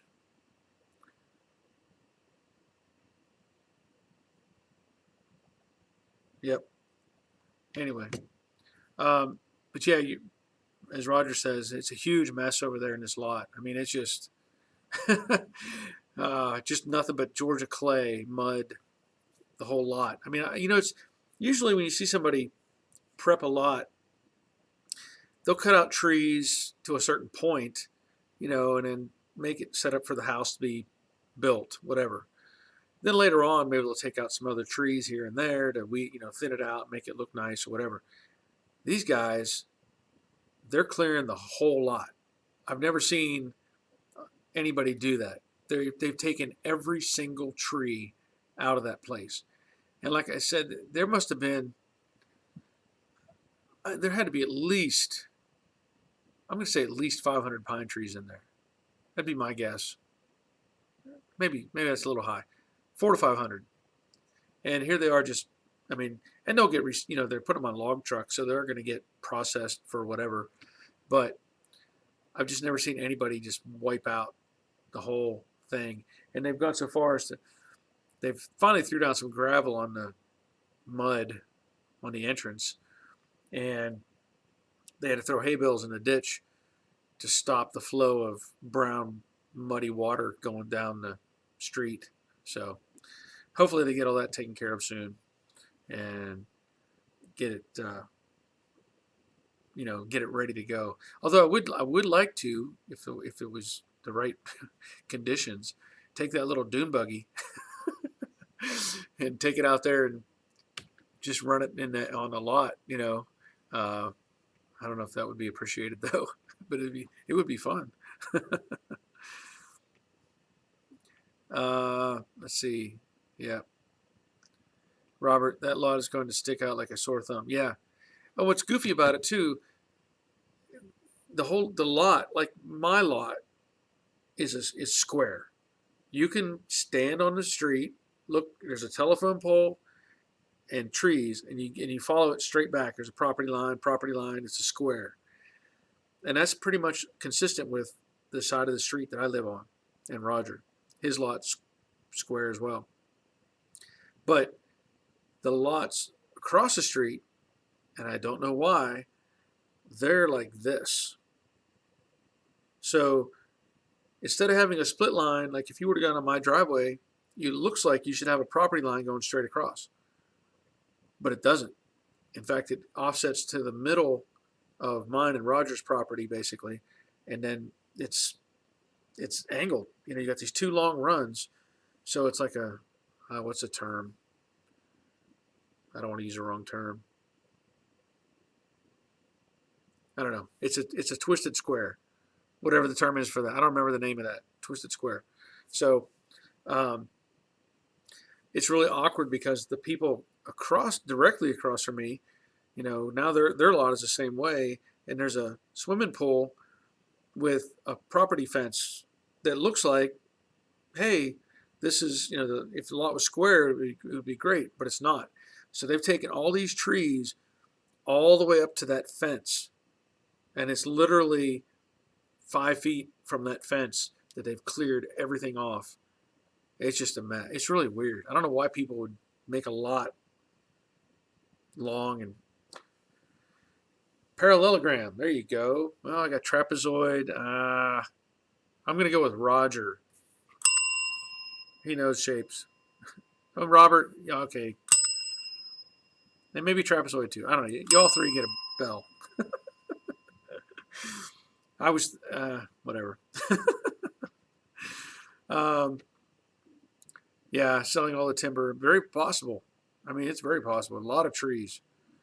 Um, Danny, if they are any good, they will be done in 3 to 5 days before the grading crew moves it. Yeah. Well, here's the thing.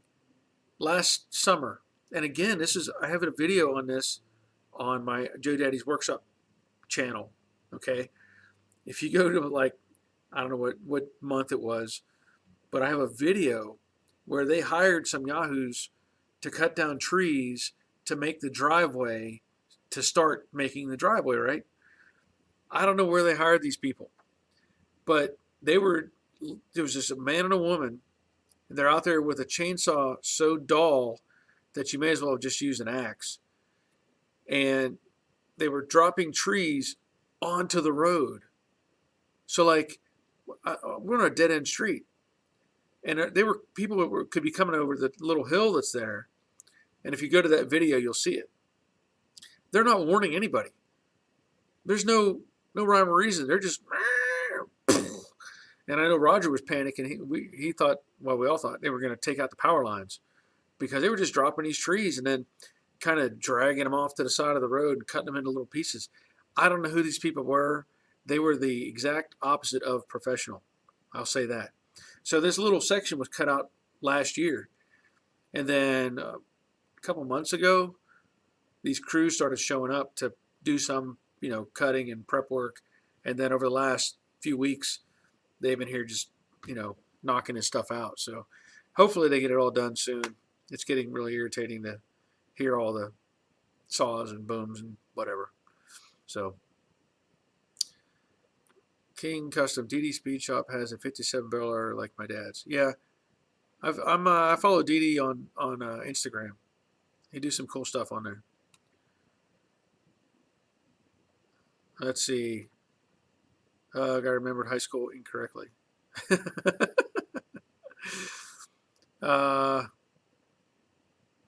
The house next to us sold their backyard to a builder to put a postage size stamp on it. Yeah. You know, it's funny. You can go probably anywhere, but the county I live in, apparently there's a lot of wealthy people that live in this county, and even in our little city. Um, and there's a movie company here, Pinewood Studios.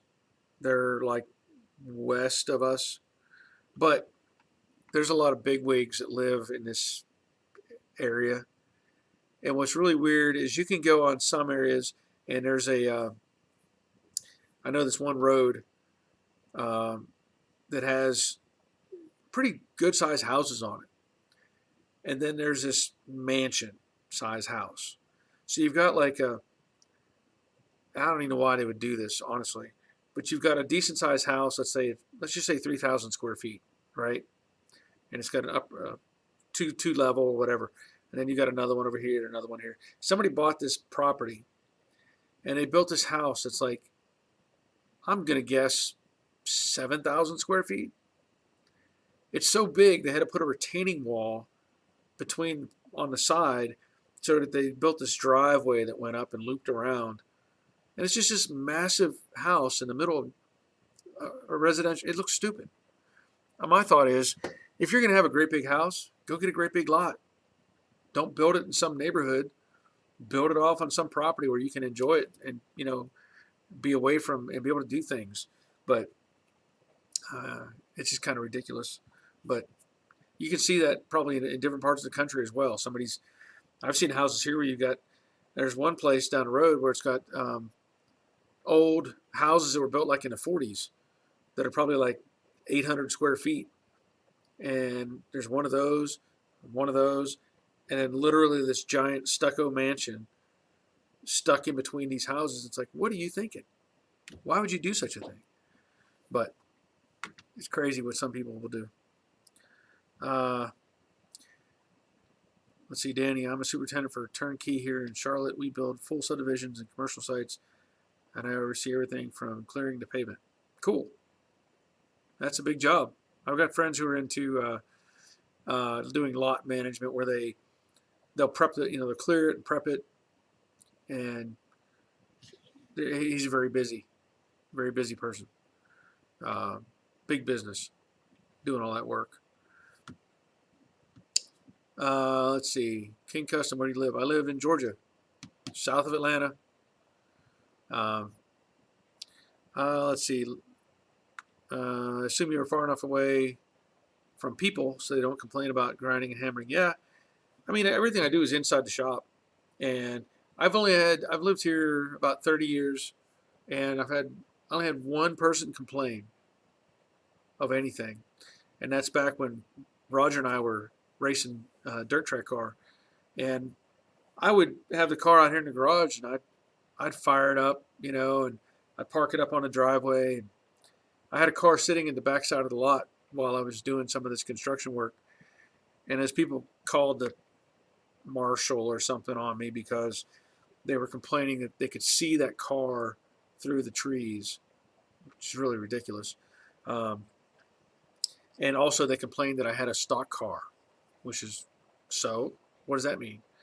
So basically at that time I had to like rearrange everything to put everything inside the garage so that it followed some sort of code. I don't know. It was ridiculous, but I haven't had anybody complain since that, and that was back in, gosh, it was like 95, something like that. So nobody has issue with me doing this stuff. Let's see. Leonard sounds somewhat like Apple Valley here in California. Yeah. Robert, they want to impress people with their big house. Yeah, that's really what it is. And, it's kind of,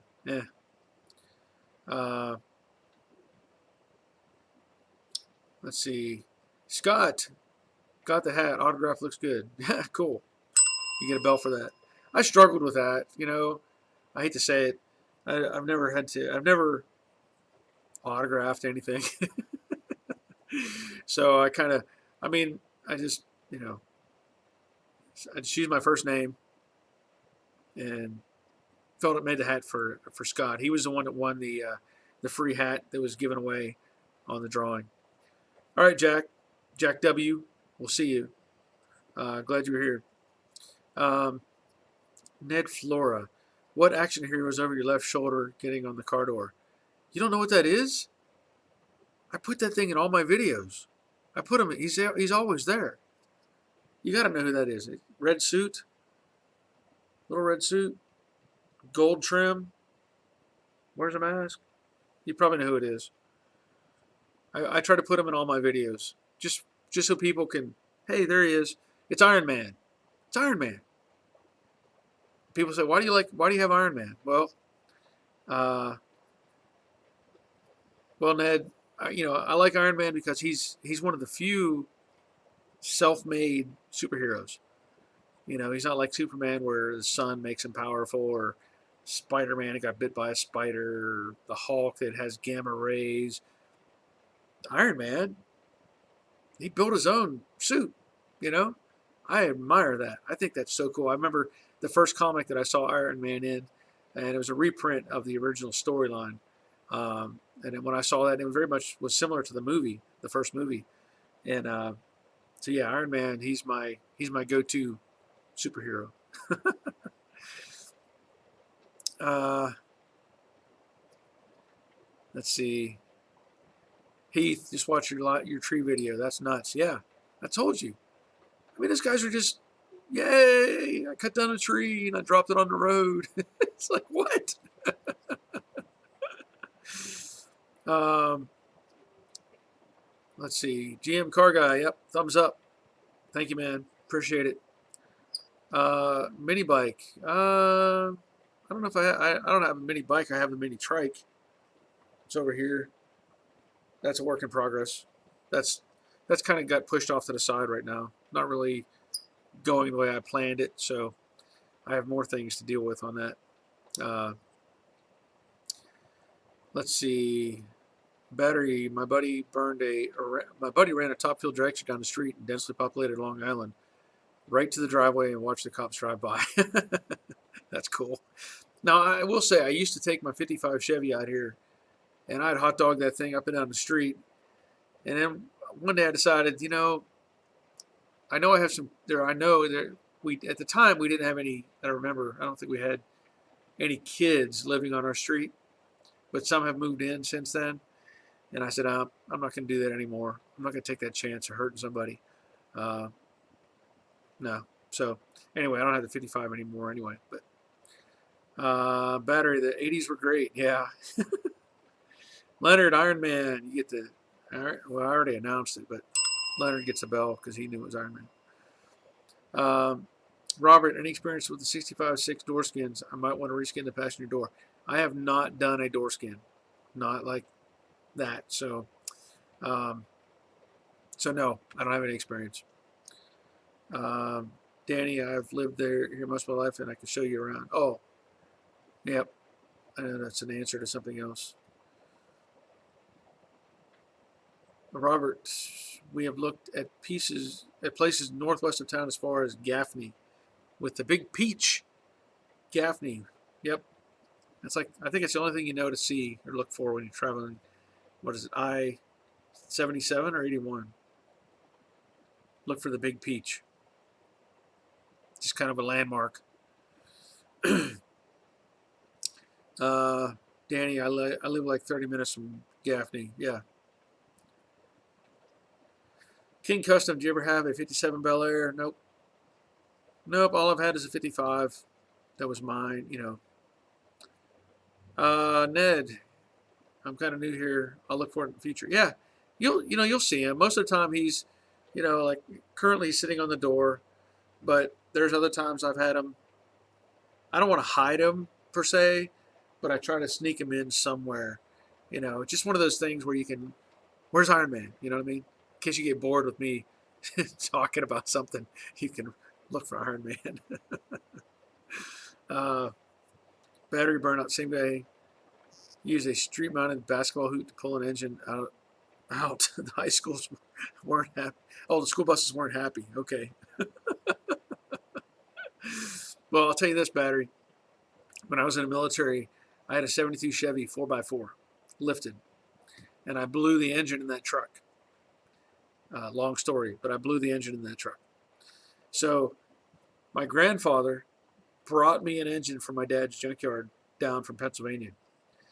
And I knew that I didn't have a place to work on it necessarily. So I took apart that engine. I left the hood on the truck. I took apart that engine piece by piece and chunked it out onto the sand lot that I was working in. and pulled the heads off, intake, manifold, every little thing I could. And then, of course, you're young and strong and stupid, right? I stood on the axle and the front cross member, and I lifted that 350 Chevy engine. Now, granted, it was a short block, but still, I lifted that whole engine up and set it on the core support.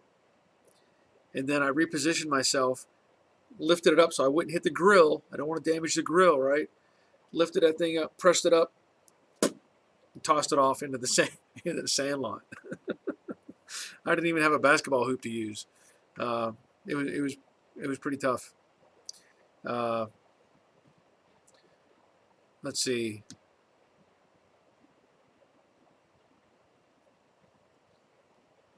Peaches on I-85? Are you sure about that? Because I don't think I-85 goes up to Gaffney. I think it's 81, isn't it? It's 85 to 77 to 81. Pretty sure. I could be wrong, but I'm pretty sure.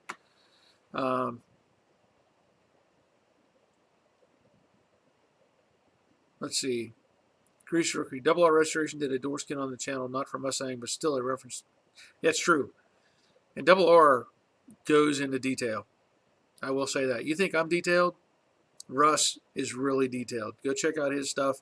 He's building some early generation Camaro, not 67 to 9. He's building the second generation Camaros.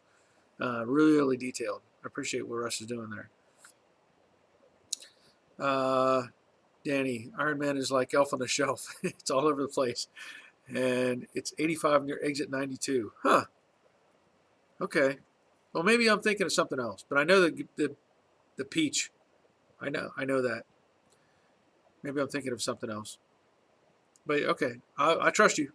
I don't live there. I just know I drive by and I go, Big Peach, keep going. Yeah, Iron Man's always looking over my shoulder. You're right. Carl, wow, wait a minute. That's a new name. I know, I can say that. I think I can say that. Oh boy, that's a tough one, Carl. Carl, wow. Carl Schwerzinski. Carl Schwerzinski. That's my try at that name. Carl Schwerzinski. We'll just call you Ski. How about that? I found the videos on the torque box, so thanks. My son wants to put a 429 on a Project 68 Mustang. Have you ever done that, or do you stick with the small blocks? Let me ask you, why do you want to put a 429 in a 68 Mustang? That's the biggest question. Why? These cars, you can build a pretty hyped up small block and get plenty of power and have fun with it. To me, a 429, that's a super heavy engine, super big, hard to get and change out spark plugs and do maintenance on. So that's why I kind of have to weigh that out. For me, I'm just going to stick with a small block. 302, tried and true, do a 347 stroker, and just enjoy it. But, it's up to you. But I'm not really a fan of the big block in these cars, just me. Let's see. Yeah, Robert, check out Russ. GM guy, I hate when people wipe out property like that and it's not even mine.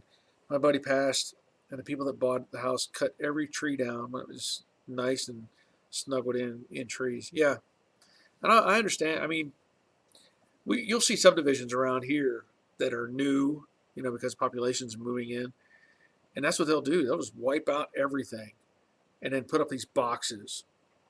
It's a box. It's a house. It's a box. This one has a porch on this side. This one has a porch on this side. But it's the same box over and over and over. And there's 0 trees. And it's like, I hate it. I just hate seeing that. Let's see. I-85. Robert, I used to be able to pick up an engine block. Yeah. Yeah, I did one. I picked up a small block just to block last year. Really dumb move. But I used to carry around stuff like crazy. Me and my brother both. My brother's built like a tank, though. I mean, he seemingly is like twice the size that I am. Um, let's see. The junkyard stories are the best. Give us one each week. Okay. Give me a minute. Let me think about something. Yep. All right, Carl. Cool. Battery burnout. Oof. When I was in tech school in Biloxi, I bent all 16 rods, so pulled the heads off and put them in the trunk. The look of the SP space when I answered, yeah, it runs. Wish GoPros existed. Yeah. Carl's grandfather has 2 of them. I gotta back up. Oh, okay, I see it now. Yeah. Well, my name's pretty awkward too, but we're not getting into that. But yeah, yeah. I just struggle with the idea of putting a 429 in one of these cars. Other than saying it's got a 429. Oh boy, it's not appealing to me, just personally. I just, you know, yeah. Small blocks are much better, easier to work on. Okay. Uh, let's see.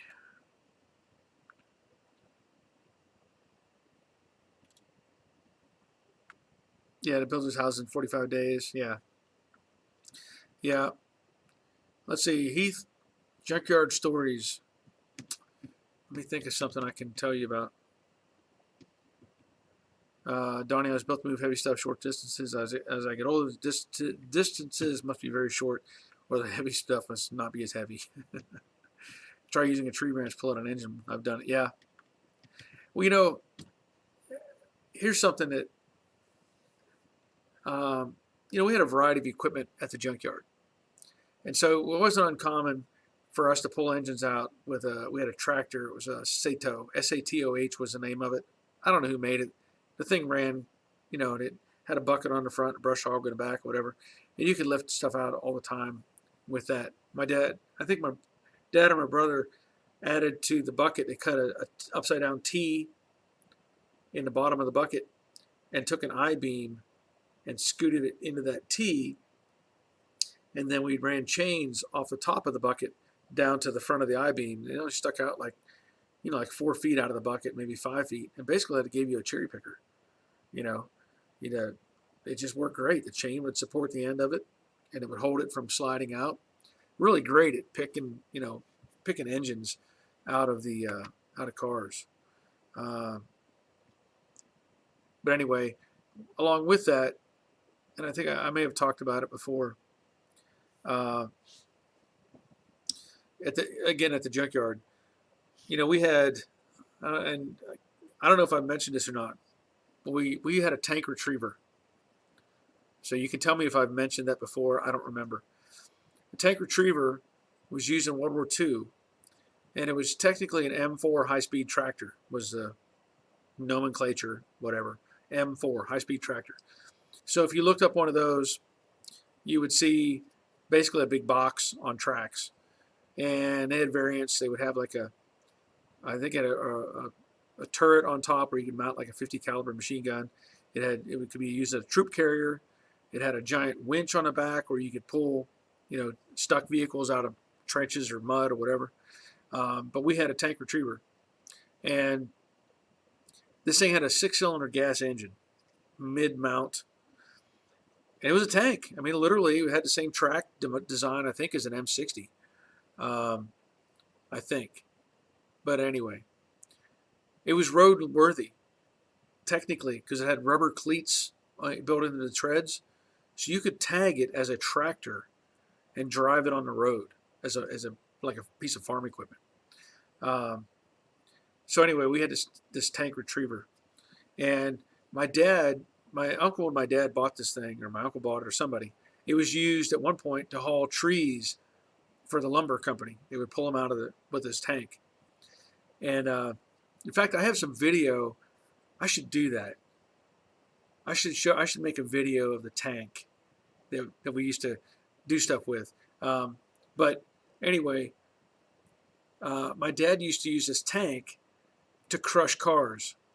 So back in the 70s, when he would haul in metal to the recycling, get money for them, he would line up all these cars. And we're talking, if you went back today or to that time period and you looked, you would just be sad because it could be 55 Chevys, 57 Chevys, uh, old Fords, could be anything, Impalas, all these old classic cars. But at the time, nobody viewed them as anything but junk, right?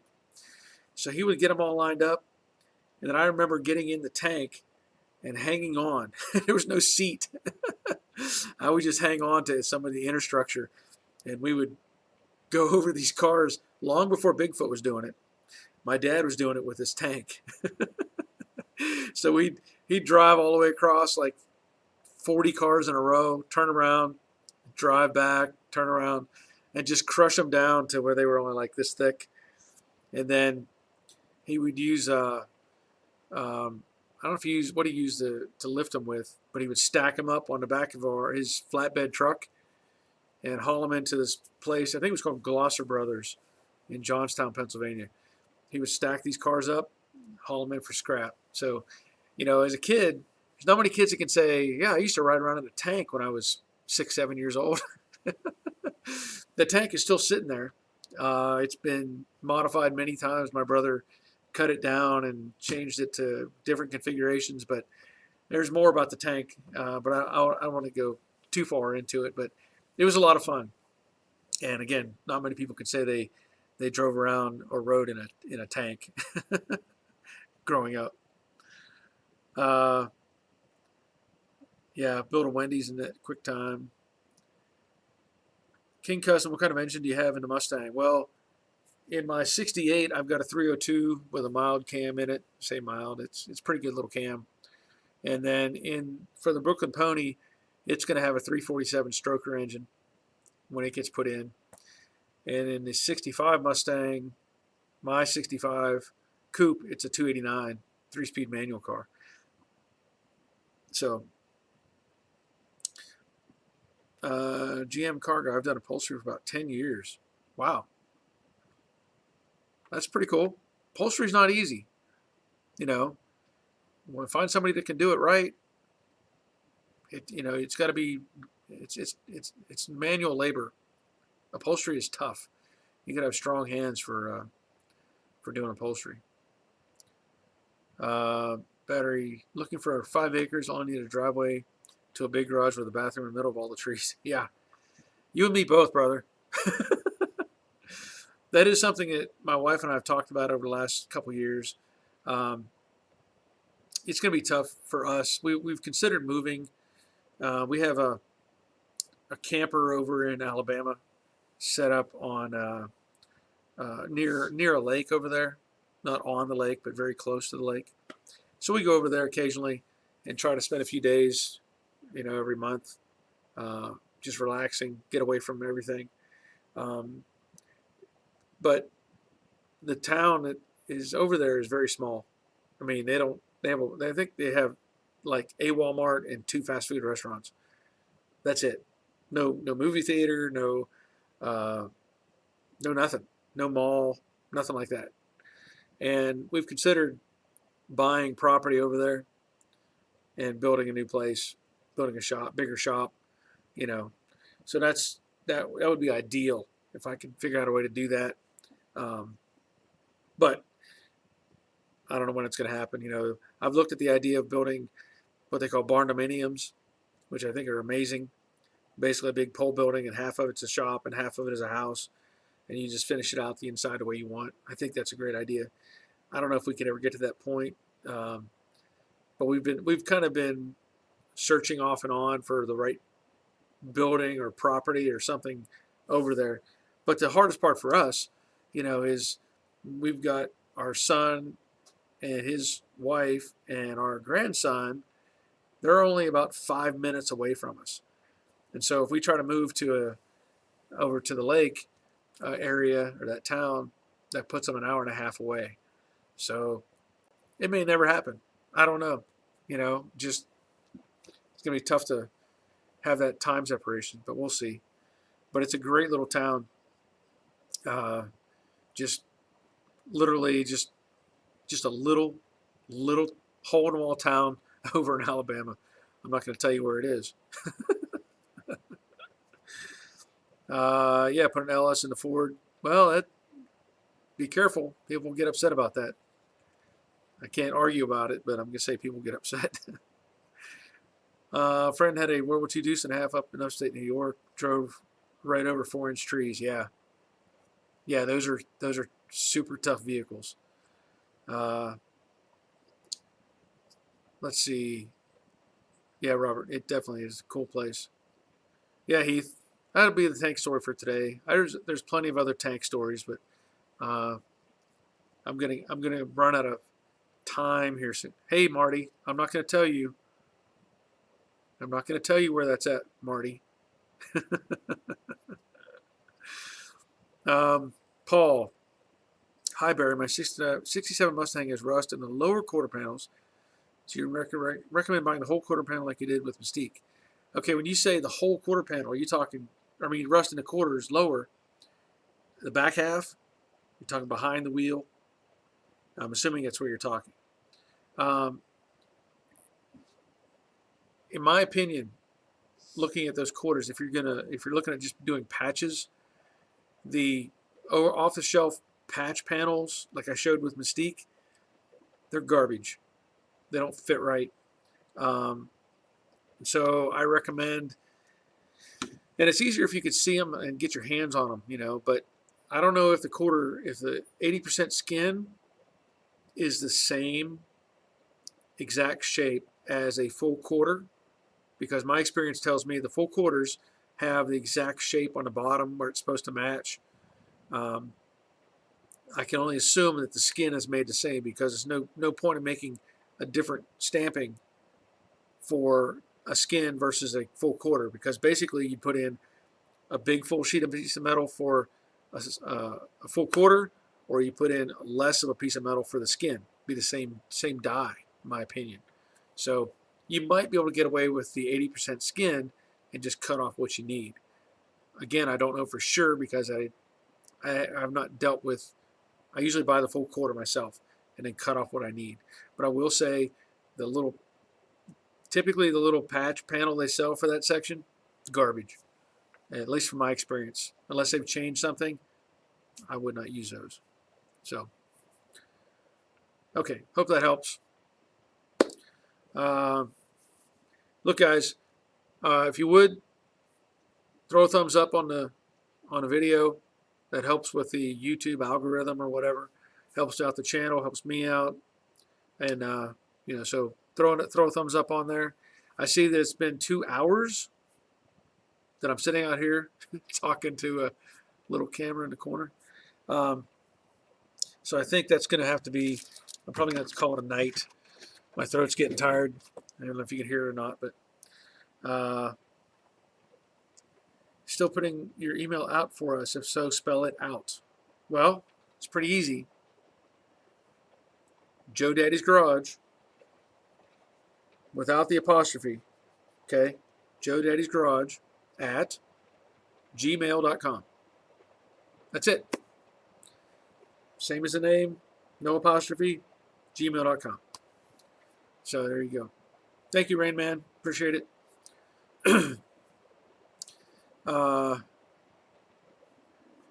Let's see, Leonard. I moved from the LA Basin up to the high desert, and if you need special parts or need repairs done on certain things, you'd have to drive 80 miles to get things done. Good luck. Yeah, that's not good.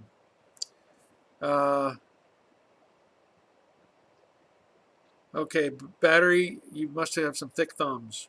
I don't know what you just typed there. Thank you, Heath.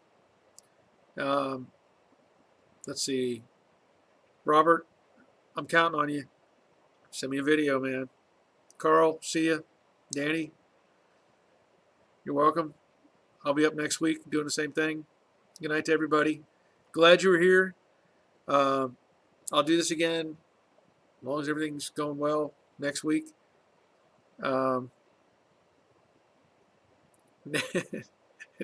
Nail meathead. I'm still not sure what that means, but I'm assuming it has something to do with the email. So that's, thanks for the chuckle. All right. So next week, I think it'll be 7 o'clock, same bat time, same bat channel. And until next time,